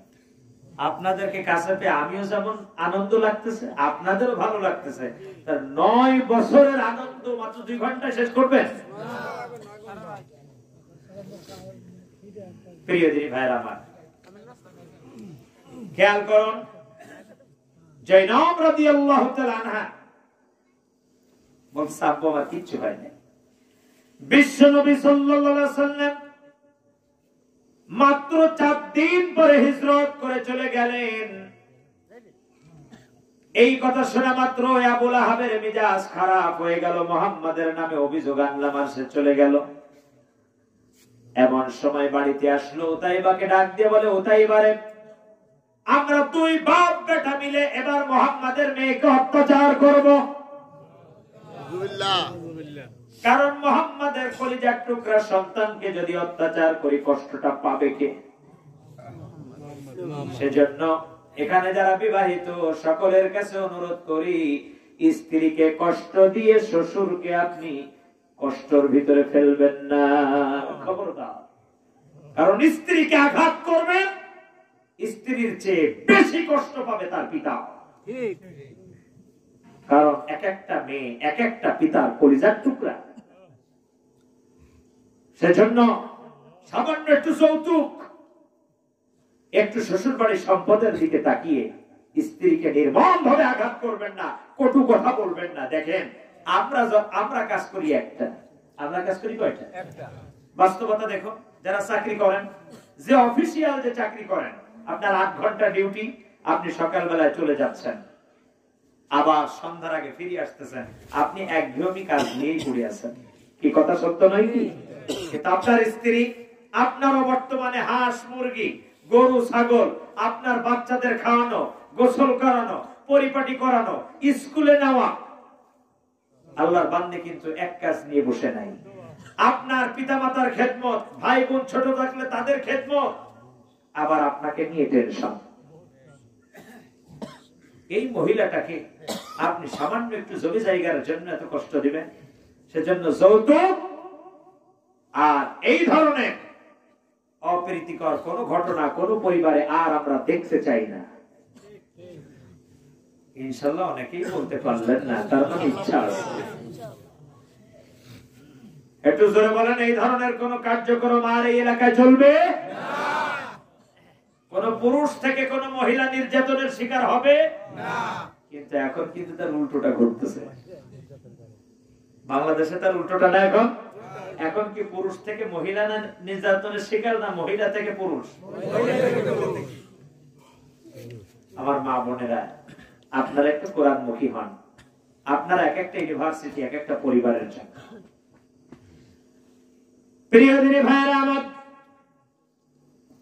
জৈনব রাদিয়াল্লাহু তাআলা আনহা, তাকে লক্ষ্য করে আবু লাহাব ডাক দিয়ে বলছে, উতাইবারে, তুমি তোমার স্ত্রীকে তালাক দিয়ে দাও। অপরাধ একটাই, মুহাম্মদ সাল্লাল্লাহু আলাইহি সাল্লামের কলিজার টুকরা। এই অপরাধের কারণে তাকে তালাক দিয়ে দাও। জৈনব রাদিয়াল্লাহু তাআলা আনহা ডাক দিয়ে বললেন, ও শ্বশুর আব্বা, চাইলেই তালাক দেওয়া যাবে না। আপনার বংশের প্রদীপ আমার গর্ভে 6 মাস। আপনার বংশের প্রদীপ আমার গর্ভে কয় মাস? 6 মাস। শুনে আবু লাহাব বলছে, শোনো, তাহলে এক কাজ করো, আমার বাড়িতে যদি তোমার থাকতে হয় তাহলে তোমাকে 2টা শর্ত মানতে হবে। যারা বলেন কয়টা? 1 নম্বরে তোমার যে কাজটি করতে হবে, মুহাম্মদ সাল্লাল্লাহু আলাইহি ওয়াসাল্লামকে যতদিন বাঁচবা ততদিন আব্বা বলে আর পরিচয় দিতে পারবা না। আলহামদুলিল্লাহ। জয়নব রাদিয়াল্লাহু তাআলা আনহা ডাক দিয়ে বললেন, অসম্ভব। পিতার পরিচয় কোনদিন গোপন রাখা যায় না, অস্বীকার করা যায় না। এটা আমার দ্বারা সম্ভব না। আর আমার যিনি পিতা, আসমানের নিচে জমিনের উপরে, তার মতন শ্রেষ্ঠ পিতা আর হবে না। এটা আমাদের সম্ভব। আর 2 নম্বরটা কি বলেন? বলছে, তুমি যে কলেমা গ্রহণ করছো, এই কলেমা ত্যাগ করতে হবে, ঈমান ছাড়তে হবে।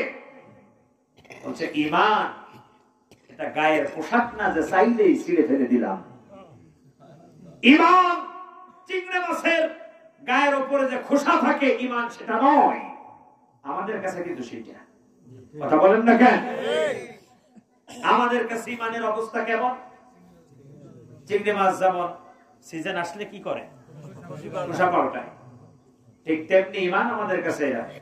আজকের ঈমান আছে, বিপদ যেই দেখেছি বাস আস্তে করে ঈমান শেষ। আল্লাহ শুকরিয়া যে আপনাদের এলাকায় এই ধরনের ঈমানদার নাই। একটু জোরে বলেন, আছে না নাই? আপনারা কি এরকম কেউ খোসা পাল্টাইছেন নাকি? আপনারা না পাল্টালেও বাংলাদেশের 15 বছর 7 মাসের ক্ষমতার সময় এক শ্রেণীর আলেমরা এরকম খোসা চেঞ্জ করেছে। কথা বলেন না কেন? বাংলাদেশে জালিম ফ্যাসিস্ট শেখ হাসিনা যে 15 বছর 7 মাস ক্ষমতায় ছিল, এর জন্য এক শ্রেণীর আলেমরা দায়ী।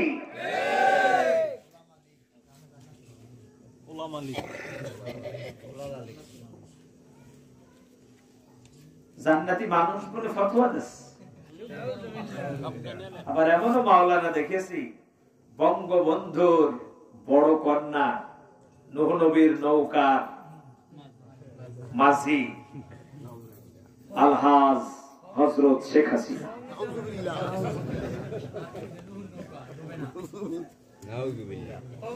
কি ব্যাপার উঠতেছেন? আচ্ছা, না বলে কই যাবেন? কারণ আমরা বলেছিলাম যারা উঠে যাবে আমরা বসবো, কি তাই না?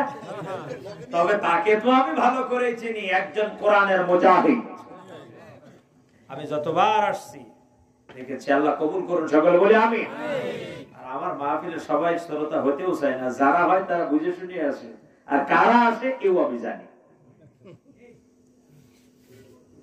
প্রিয় দিনী ভাইরা আমার, জাইনাব রাদিয়াল্লাহু তাআলা আনহা বলছেন, ঈমান এমন নয় যে চাইলেই খুলে ফেললাম।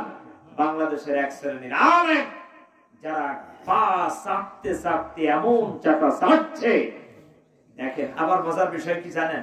যেই না পলায় চলে গেছে, এই আলেমরাই বলছে আসলে আমরা তো পরিস্থিতির শিকার ছিলাম। কথা বলেন না কেন? আমার এলাকায় একই মাল বলছে, আমার মাঝে মাঝে মন চায় এই রাজাকার যারা, তাদেরকে পান নিচে রেখে জবাই করি এক একজনকে। সরকারের সাথে যারা গাদ্দারি করে, সরকারের আইনকে যারা শ্রদ্ধা করে না, মন চাই তাদেরকে জবাই করি। 5ই আগস্ট পলায় যাওয়ার পর যখন তার বিরুদ্ধে মুসল্লিরা লাগছে, পরের জুমায় দাঁড়ায় বলছে আমি তো আসলে জামাত বিএনপির লোক।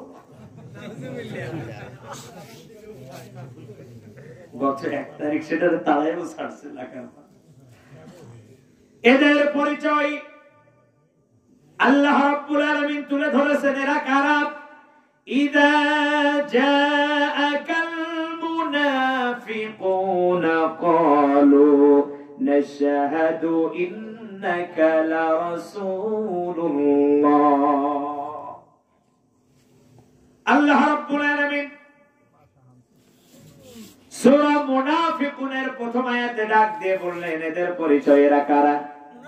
এরা হলো মুনাফিক। হে রাসূল, এরা যখন আপনার সামনে যায় তখন যে বলে আমরা সাক্ষ্য দিলাম আপনি আল্লাহর রাসূল, এটা কোনো সন্দেহ নাই। কিন্তু আবার যখন পেছনে যাই তখন বলে ওদের সাথে তো তামসা করতে গিয়েছিলাম। ঠিক তেমনি এক শ্রেণীর আলেম ছিল, মসজিদের মেহরাবে একরকম বলতো, আর দলীয় অফিসে যে বলতো আরেক রকম। বেশি টাকার জন্য নয়, মাত্র 2, 4, 5 হাজার টাকার জন্য। সেজন্য আপনাদের কাছে ইমানের মূল্য থাকলেও বাংলাদেশের এক শ্রেণীর আলেমের কাছে ইমানের কোনো দাম ছিল না। আল্লাহ শুকরিয়া যে আল্লাহ ওই কাতারের আলেম আমাদেরকে বানাই নাই। আলহামদুলিল্লাহ বলে আল্লাহ হেফাজত করেছেন। আমি মাঝে মাঝে চিন্তা করতাম, এই আলেমদের উপরে নির্যাতন হয় নাই, মিথ্যা মামলা হয় নাই, কিচ্ছু হয় নাই। আমাদের মতন যদি 17-18টা মামলা এখনো রানিং, 19-20টার মতন মামলা যাদের আমাদের নিষ্পত্তি হয়েছে, এবার চিন্তা করে দেখেন এরাম যদি একটা মামলা হতো, ওরা তো দেশ ছেড়ে আরো আগেই পালাতো। এই আলেমরা আপনাদের এই কাঁঠালতলী এলাকায় কি এই ধরনের আলেম ছিল? এখনো আছে। এটাই হলো বড় আফসোস। কোরআনের আলেম হয়ে, ইসলামের একজন খাদেম হয়ে বাতিলের সামনে মাথা নত করে, এরা কি কোনদিন এই আয়াত পড়ে নাই? ওয়া আন্নাহু লাম্মা কামা আব্দুল্লাহ। বিশ্বনবী সাল্লাল্লাহু আলাইহি ওয়াসাল্লামের অপরাধ একটাই, আল্লাহর সামনে দাঁড়িয়ে শুধু বলেছে আল্লাহ তোমার সামনে ছাড়া কারো সামনে মাথা নত করব না। আমরা আজকে বলে দিলাম, আল্লাহ পরিবেশ যাই হোক না কেন, আরো সামনে তুমি ছাড়া কারো সামনে মাথা নত করব না। আরো জোরে বলেন করব না। আল্লাহর একটু জিকির করি, লা ইলাহা ইল্লাল্লাহ, লা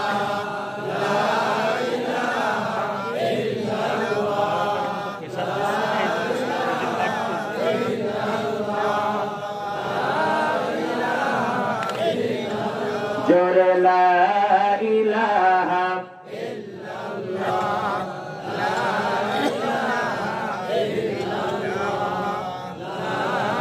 ইলাহা ইল্লাল্লাহ, লা ইলাহা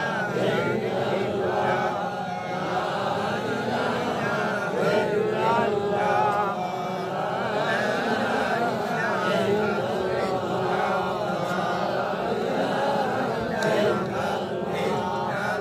জোরে লা ইলাহা ইল্লাল্লাহ, লা ইলাহা ইল্লাল্লাহ,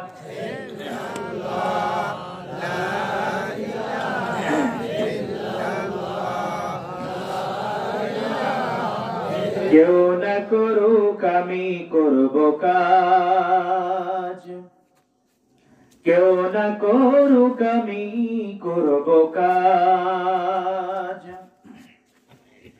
আল কোরআনের আহ্বানে দিন কায়েমের প্রয়োজনে নতুন করে আবার আমি শপথ নিলাম আজ, কেউ না করুক আমি করব কাজ। লা ইলাহা ইল্লাল্লাহ, লা ইলাহা ইল্লাল্লাহ, জোরে লা ইলাহা ইল্লাল্লাহ, আরো জোরে লা ইলাহা ইল্লাল্লাহ, লা ইলাহা ইল্লাল্লাহ, লা ইলাহা ইল্লাল্লাহ, মুহাম্মাদুর রাসূলুল্লাহ। আল্লাহুম্মা সাল্লি আলা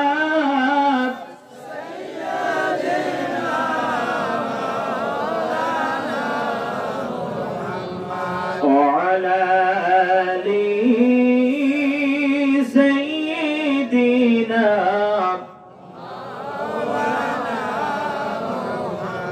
প্রিয় দিনী ভাইরা আমার,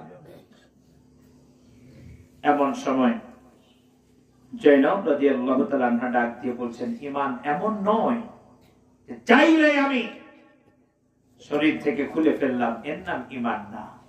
আমাদের কাছেও গোটা পৃথিবী একদিকে, ঈমান আর একদিকে। জোরে বলুন ঠিক কিনা? আমাদের কাছে কি ঈমান চিংড়ি মাছের খোলার মতন না? আমাদের সবার ঈমান আছে না নাই? আমি একজন ঈমানদার, আমার কয়টি কাজের সমন্বয়ে আমি ঈমানদার বলে আল্লাহর কাছে বিবেচনায় পড়বো বলেন তো?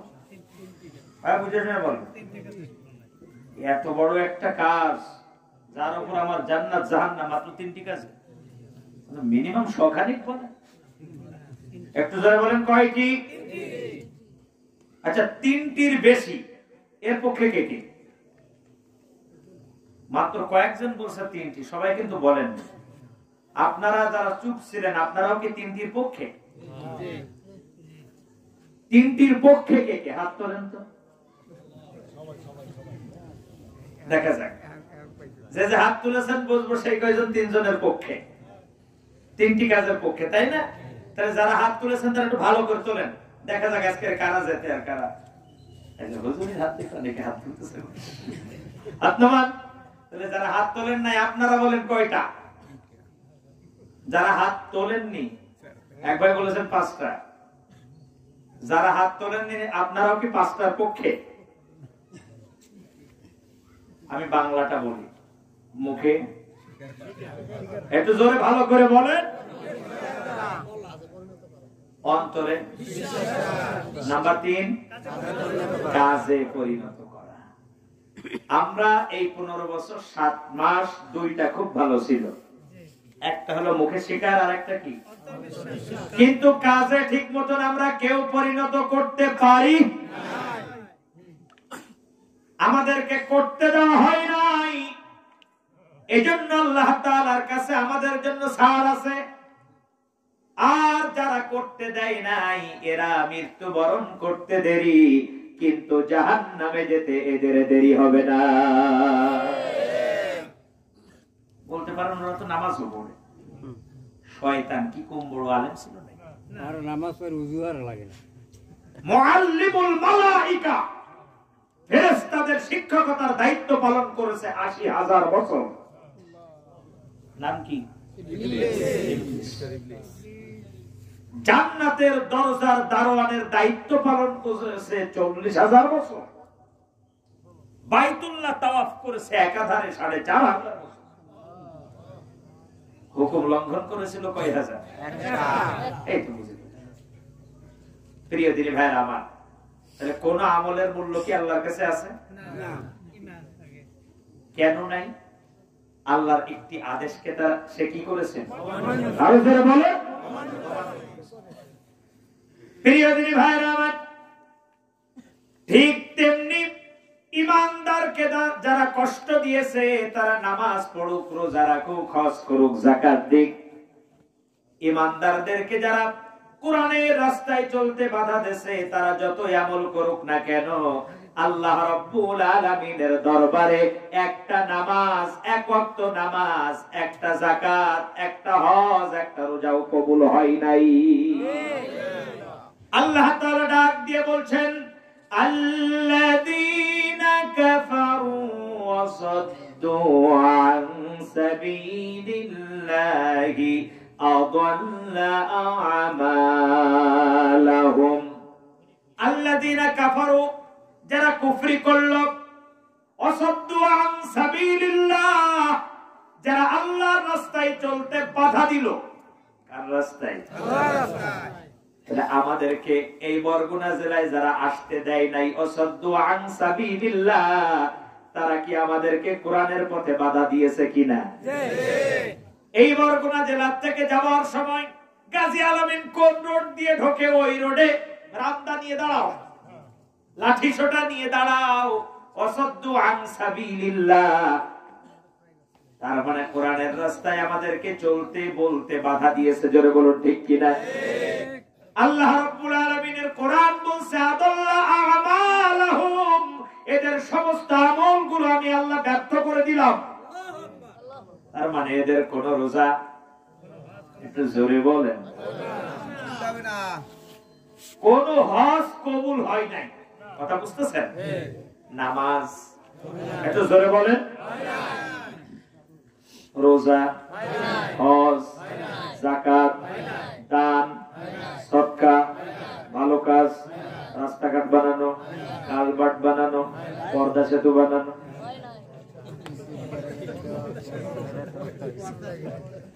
পর্দা না পর্দা। প্রিয় ভাইয়েরা আমার, পর্দা সেতু কেন বলেছি তা শুনবেন, এর ব্যাখ্যা আছে। এর ব্যাখ্যা হলো এইটা, এরম সেতু বানাতে যা লাগে তার কয়েক গুণ বেশি এখানে প্রয়োগ হয়েছে। আর এই বাংলাদেশের মানুষের চোখে ছিল পর্দা, সেই জন্য এটা বাংলাদেশের মানুষের কাছে এখন পর্দা না, এটা কি? পর্দা। মানে আমরা দেখতে পাই নাই যে সেতু করতে গিয়ে কত কোটি কোটি টাকা পাচার হয়েছে দেশের বাইরে।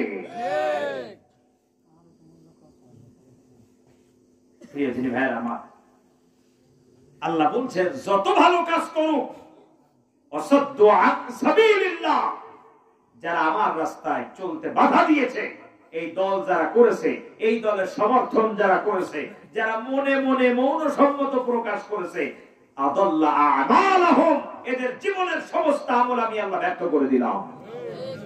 তার মানে এতদিন আওয়ামী লীগ যে কারণেই করেন, আপনি করেছেন, আল্লাহর দরবারে আপনার কোন আমল কবুল, যদি সূরা মুহাম্মাদের প্রথম আয়াত সত্য হয়ে থাকে। সত্যই সত্য, সত্য। এবার আসুন, আমি বলছিলাম তিলকা আয়াতুল কিতাবিল মুবিন। কোরআনের এক একটা আয়াত যদি এক একটা সংবিধান, এক একটা আপনার আমার জন্য যদি এক একটা আইনের মানদণ্ড হয়ে থাকে, আমি আপনাদের কাছে শুনতে চাই, তাহলে এরা যেমন আল্লাহর রাস্তায় চলতে বাধা দিয়েছে, এ কারণে ওদের আমল যদি ব্যর্থ হয়ে যায়, আপনি আমি যদি এবার স্লোগান দেই, তোমার নেতা আমার নেতা, আর বিশ্বনবী কি সবাই দেয় নাকি?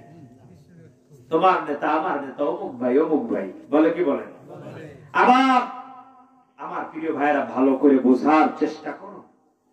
তার আগে একটা উদাহরণ না বাস্তবতা আপনাদের কাছে শুনতে চাই। কাদিয়ানীরা কি? যে কয়জন বলে নাই তারা মনে মনে স্বীকার করে না, একটু জোরে বলতে হবে, কাদিয়ানীরা কি? জোরসে বলেন, আরো জোরে। জোরে হলো না, আরেকবার।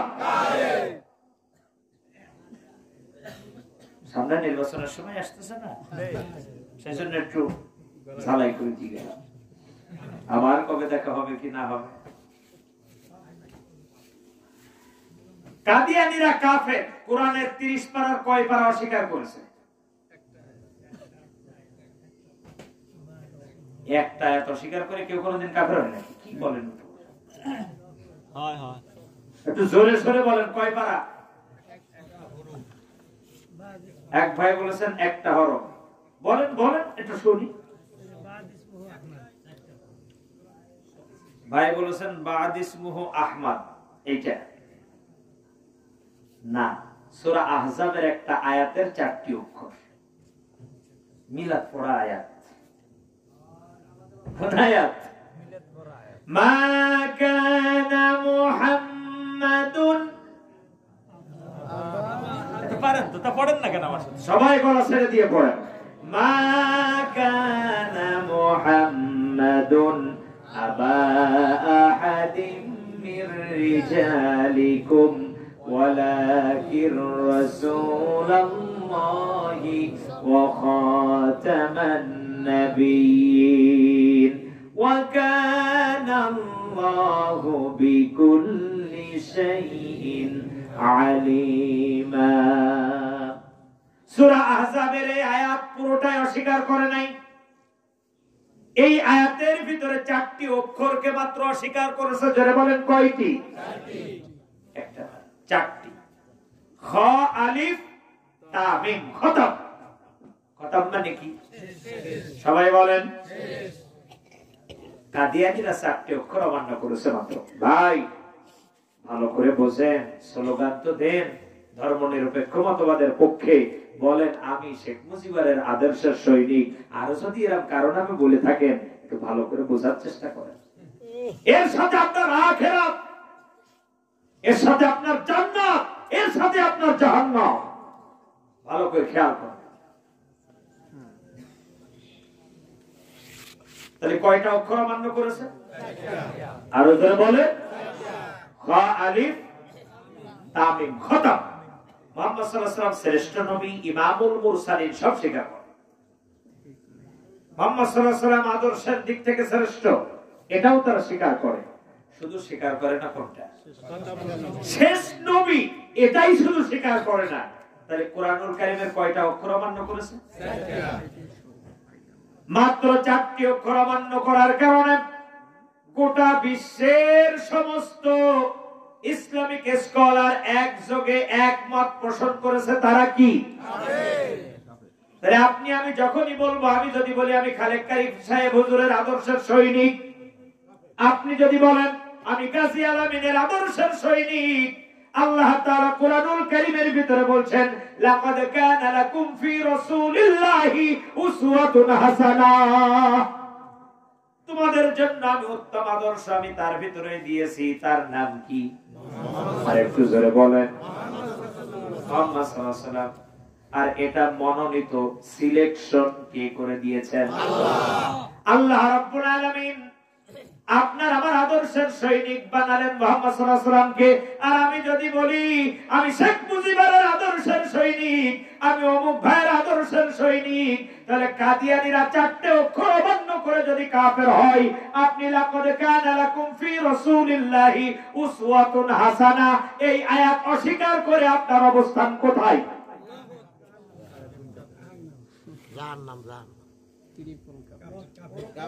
তাহলে আপনি আমি তো এই ধরনের কথা বলি কি বলি না? আমার যে যুবক ভাইরা এই ধরনের স্লোগান দেন, আমি অমুক নেতার আদর্শের সৈনিক, আমি ধর্ম নিরপেক্ষ মতবাদের সৈনিক, আমি সমাজতন্ত্রের সৈনিক, আমি জাতীয়তাবাদের সৈনিক, আজকের পর থেকে এই স্লোগান আর দেওয়া যাবে না। আপনি যদি দেন দিয়ে যদি আখিরাতকে নষ্ট করতে চান, এতে আমার কোনো যায় আসে না। কারণ আপনি যখনই বলবেন আমি অমুকের আদর্শের সৈনিক, আপনার ঈমান, আপনি এই কথাটা বললে হয়তো দলের একটা পথ পাবেন সর্বোচ্চ, কিন্তু ঈমান শেষ। এখানে উলামায়ে কেরাম আছেন, তারাও আমার সাথে একমত পোষণ করছেন। তাহলে এবার আসেন, অসাদ্দু আন সাবিলিল্লাহ, আল্লাহর রাস্তায় চলতে যারা বাধা দেবে, আল্লাহর রাস্তায় কথা বলতে যারা বাধা দেবে, তারা যদি তাদের জীবনের সব আমলগুলো যদি আল্লাহ বরবাদ করে দিয়ে থাকেন, এবার আমি আপনার কাছে প্রশ্ন করছি, আপনি যে দল করেন ওই দলের নেতা আপনাকে 5 ওয়াক্ত নামাজ জামাতের শহীদ হয় কিনা প্রশ্ন করে কি করে না দেখতে হবে। কথা বুঝতেছেন আমার?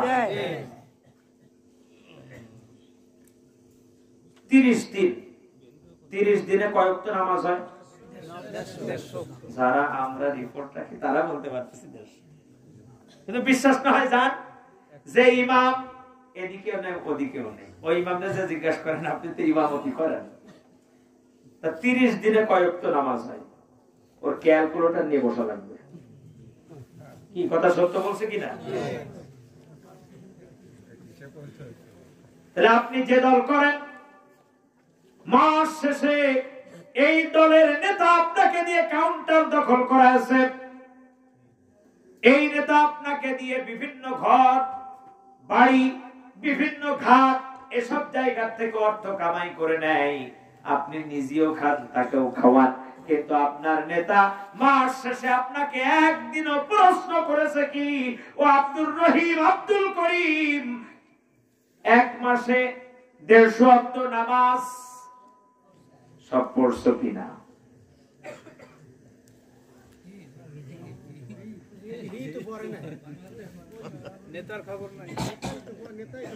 আপনার নেতা আপনাকে একদিনও নিষেধ করছো কিনা, খবরদার সিগারেট খাইও না, বিড়ি খাইও না, একদিনও করে নাই। কিয়ামতের ময়দানে তো আল্লাহ তাআলা ওই নেতাকে আগে ডাকবেন, ইয়াউমা নাদউ কুল্লা উনাসিম বিইমামিহিম, আগে থাকবে নেতা, তার পেছনে থাকবেন আপনি। অনেক নামাজি দিনদার পরেশগার কিয়ামতের ময়দানে যখন বেনামাজির পেছনে দাঁড়াবে, ডাক দিয়ে বলবেন, ও আল্লাহ আজকের কেন বেনামাজির পেছনে দাঁড় করালে? কেউ মুসাল্লি ডাক দিয়ে বলবে, আল্লাহ আজকের কেন মদখোরের লাইনে দাঁড় করালে? আল্লাহ আজকের কেন জিনাকারের কাতারে দাঁড় করালে? আল্লাহ রাব্বুল আলামিনকে যখন এই প্রশ্ন করবেন, আল্লাহ তাআলা ডাক দিয়ে বলবেন, তুমি নামাজি ছিলে ঠিক আছে, বেনামাজির পেছনে দাঁড়িয়েছো, দুনিয়াতে এমন নেতার আনুগত্য করেছো যে নেতা ছিল বেনামাজি। আল্লাহ আমি তো জালিম ছিলাম না, কোরআন বিদ্বেষী ছিলাম না, আজকে কেন আমি কোরআনের মামলার আসামি যারা তাদের কাতারে দাঁড়াইছি?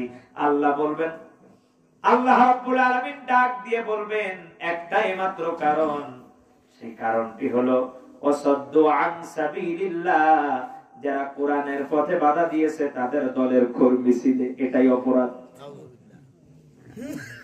আয় আল্লাহ জীবনে কোনোদিন মদ তো দূরের কথা টাইগারও খাই নাই, কিন্তু আজকের বাংলা মদ, হিন্দি মদ, এত মদের গুনাহ কেন? আল্লাহ তাআলা ডাক দিয়ে বলবেন, জীবনেও কোনোদিন তুমি মদ খাও নাই, এমনকি টাইগারও খাও নাই, কিচ্ছু খাও নাই, তোমার নামে এজন্য এই গুনাহ। এমন নেতার পেছনে স্লোগান দিয়েছিলে যে নেতা এগুলো খেত। সেজন্য আমি বলবো, এমন দল করেন যে দলের নেতাও নামাজি, কর্মীও নামাজি, সহযোগীও নামাজি, সমর্থকও নামাজি। এরকম দল কোনটা এটা আপনি নিজেই বেছে নেন। দেশ সবার ঠিক আছে, জান্নাতে যাওয়ার জন্য একতাবদ্ধ হতে হবে। তাহলে যে দলে নামাজ আছে সেই দল আমরা ইনশাআল্লাহ রাজি আছেন না নাই? যদি আপনি মুসলমান হয়ে থাকেন, আর আপনি মুসলমান যদি না হন, আপনি যেটা খুশি সেটা করেন, সমস্যা নেই। কারণ মুসলমান চাইলেই যে কোনো দল করতে পারবে না। মুসলমানের জন্য দল আল্লাহ একটা বেঁধে দিয়েছে, উলাইকা হিজবুল্লাহ। এখন এ জায়গায় একটা প্রশ্ন আছে, হিজবুল্লাহ তো এরাও কয়, দাঁড়ান শেষ করতে দেন। আল্লাহর দলের নেতা কর্মী সহযোগী সমর্থকের উপরে 3 দফা কর্মসূচি আছে। কয় দফা? 3 দফা। একটু জোরে বলেন, কয় দফা? 3 দফা। আমি সংক্ষিপ্ত আকারে বলে যাচ্ছি, ওরা পরে 3টে নির্যাতন যে দলের নেতা কর্মী, স্থায়ী কর্মনীতি, স্থায়ী কর্মসূচি, ওটা পরে আছে। আগে খেয়াল করেন, কোরআনের ভাষা অনুযায়ী 3টি নির্যাতন যে দলের নেতা কর্মী সহযোগী সমর্থকের উপর হবে, শাইখুল ইসলাম ইমাম ইবনে তাইমিয়া রাহমাতুল্লাহ আলাইহি বলেছেন ওই দলটাই সঠিক ইসলামিক দল। কারণ বাংলাদেশে ইসলামিক দল কতগুলো আছে? অনেক সংখ্যা বল, 27 প্লাস। কত প্লাস? 27 প্লাস। এই 27টা দল সবাই তো আল্লাহর দিকে ডাকে, তাহলে সঠিক কোনটা, এটা বাস্তব কেন, তাই না? আমি আব্দুল্লাহ ডাকদু মানে বাদবাকি একজন বলেছেন 4-5টা আছে, এই 4-5টার ভিতরে যেটা শ্রেষ্ঠ সেইটা কোন, কথা কোন না কেন? ঠিক। 5টা বা 10টা দল শ্রেষ্ঠ, ঠিক আছে, শ্রেষ্ঠত্ব তো দেখলেই হবে না, কোরআনের সাথে কাদের মেলে সেইটা দেখতে হবে। আসো, কোরআন বলতেছে কোন দলটা সঠিক। وَإِذْ يَمْكُرُ بِكَ الَّذِينَ كَفَرُوا لِيُثْبِتُوكَ أَوْ يَقْتُلُوكَ أَوْ يُخْرِجُوكَ وَيَمْكُرُونَ وَيَمْكُرُ اللَّهُ وَاللَّهُ خَيْرُ الْمَاكِرِينَ। আল্লাহ রাব্বুল আলামিন বলেন, সঠিক ইসলামিক দল, অসংখ্য ইসলামিক দলের ভিতরে সঠিকটা নির্ণয় করার জন্য যে দল সঠিক ইসলামিক দল হবে, ওই দলের বিরুদ্ধে 3টা কর্মসূচি থাকবে। কয়টা? 3টা। জোরে বলেন। 3টা। 1 নাম্বার, লিয়ুসবিতুকা, তাদের নেতা কর্মীদেরকে তারা বন্দী করবে, জালিমরা বন্দী করবে। নেতা কর্মী ওই দলকে যারা সমর্থন করবে তাদেরকেও বন্দী করবে। আউ ইয়াকতুলুকা, ওই দলের নেতা কর্মীদেরকে যখন বন্দী করে জেলে রেখে তাদেরকে কোনো অবস্থাতেই দমানো যাবে না, তখন আউ ইয়াকতুলুকা, তাদেরকে হত্যা করবে। যখন হত্যা করেও তাদেরকে পেছনে নেওয়া যাবে না, আউ ইউখরিজুকা, তাদেরকে দেশ থেকে বের করে দেবে। অসংখ্য ইসলামিক দলের ভিতরে এই 3টি পরীক্ষা সবচেয়ে কম দলের উপরে বেশি হয়েছে। আপনার ঈমানের দাবিতে সেই দলের কর্মী হওয়া উচিত। আমি নাম কই না,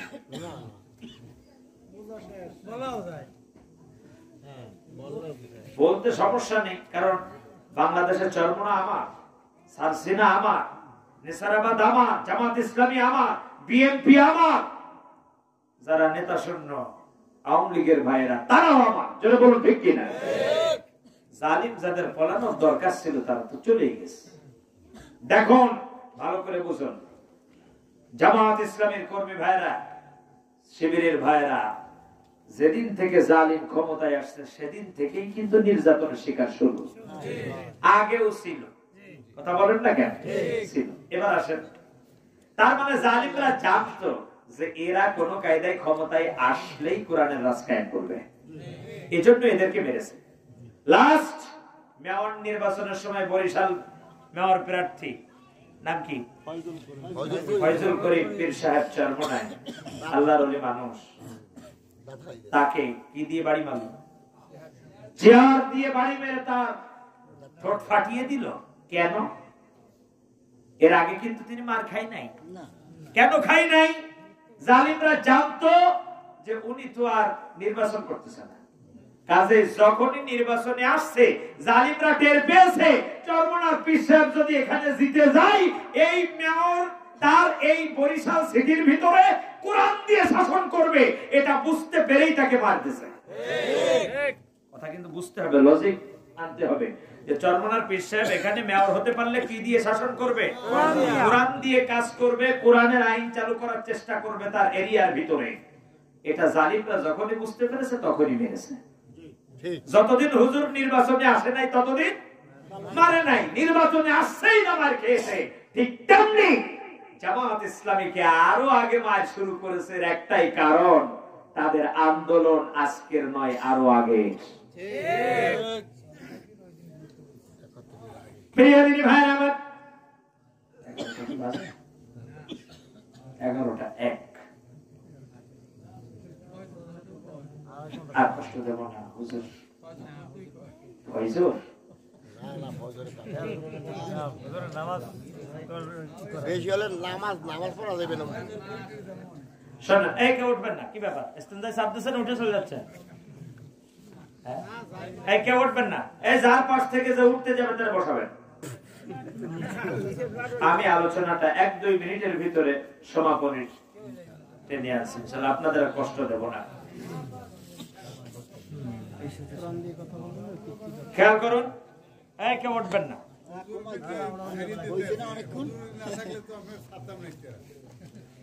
খেয়াল করুন, অল্প একটু খেয়াল করুন, সবাই অল্প একটু খেয়াল করুন। তাহলে ঈমান এমন কোন বস্তু নয় যেটা চাইলেই কি করা যায়, আর একটু জোরে বলেন, ফেলা যায়। এই ঈমান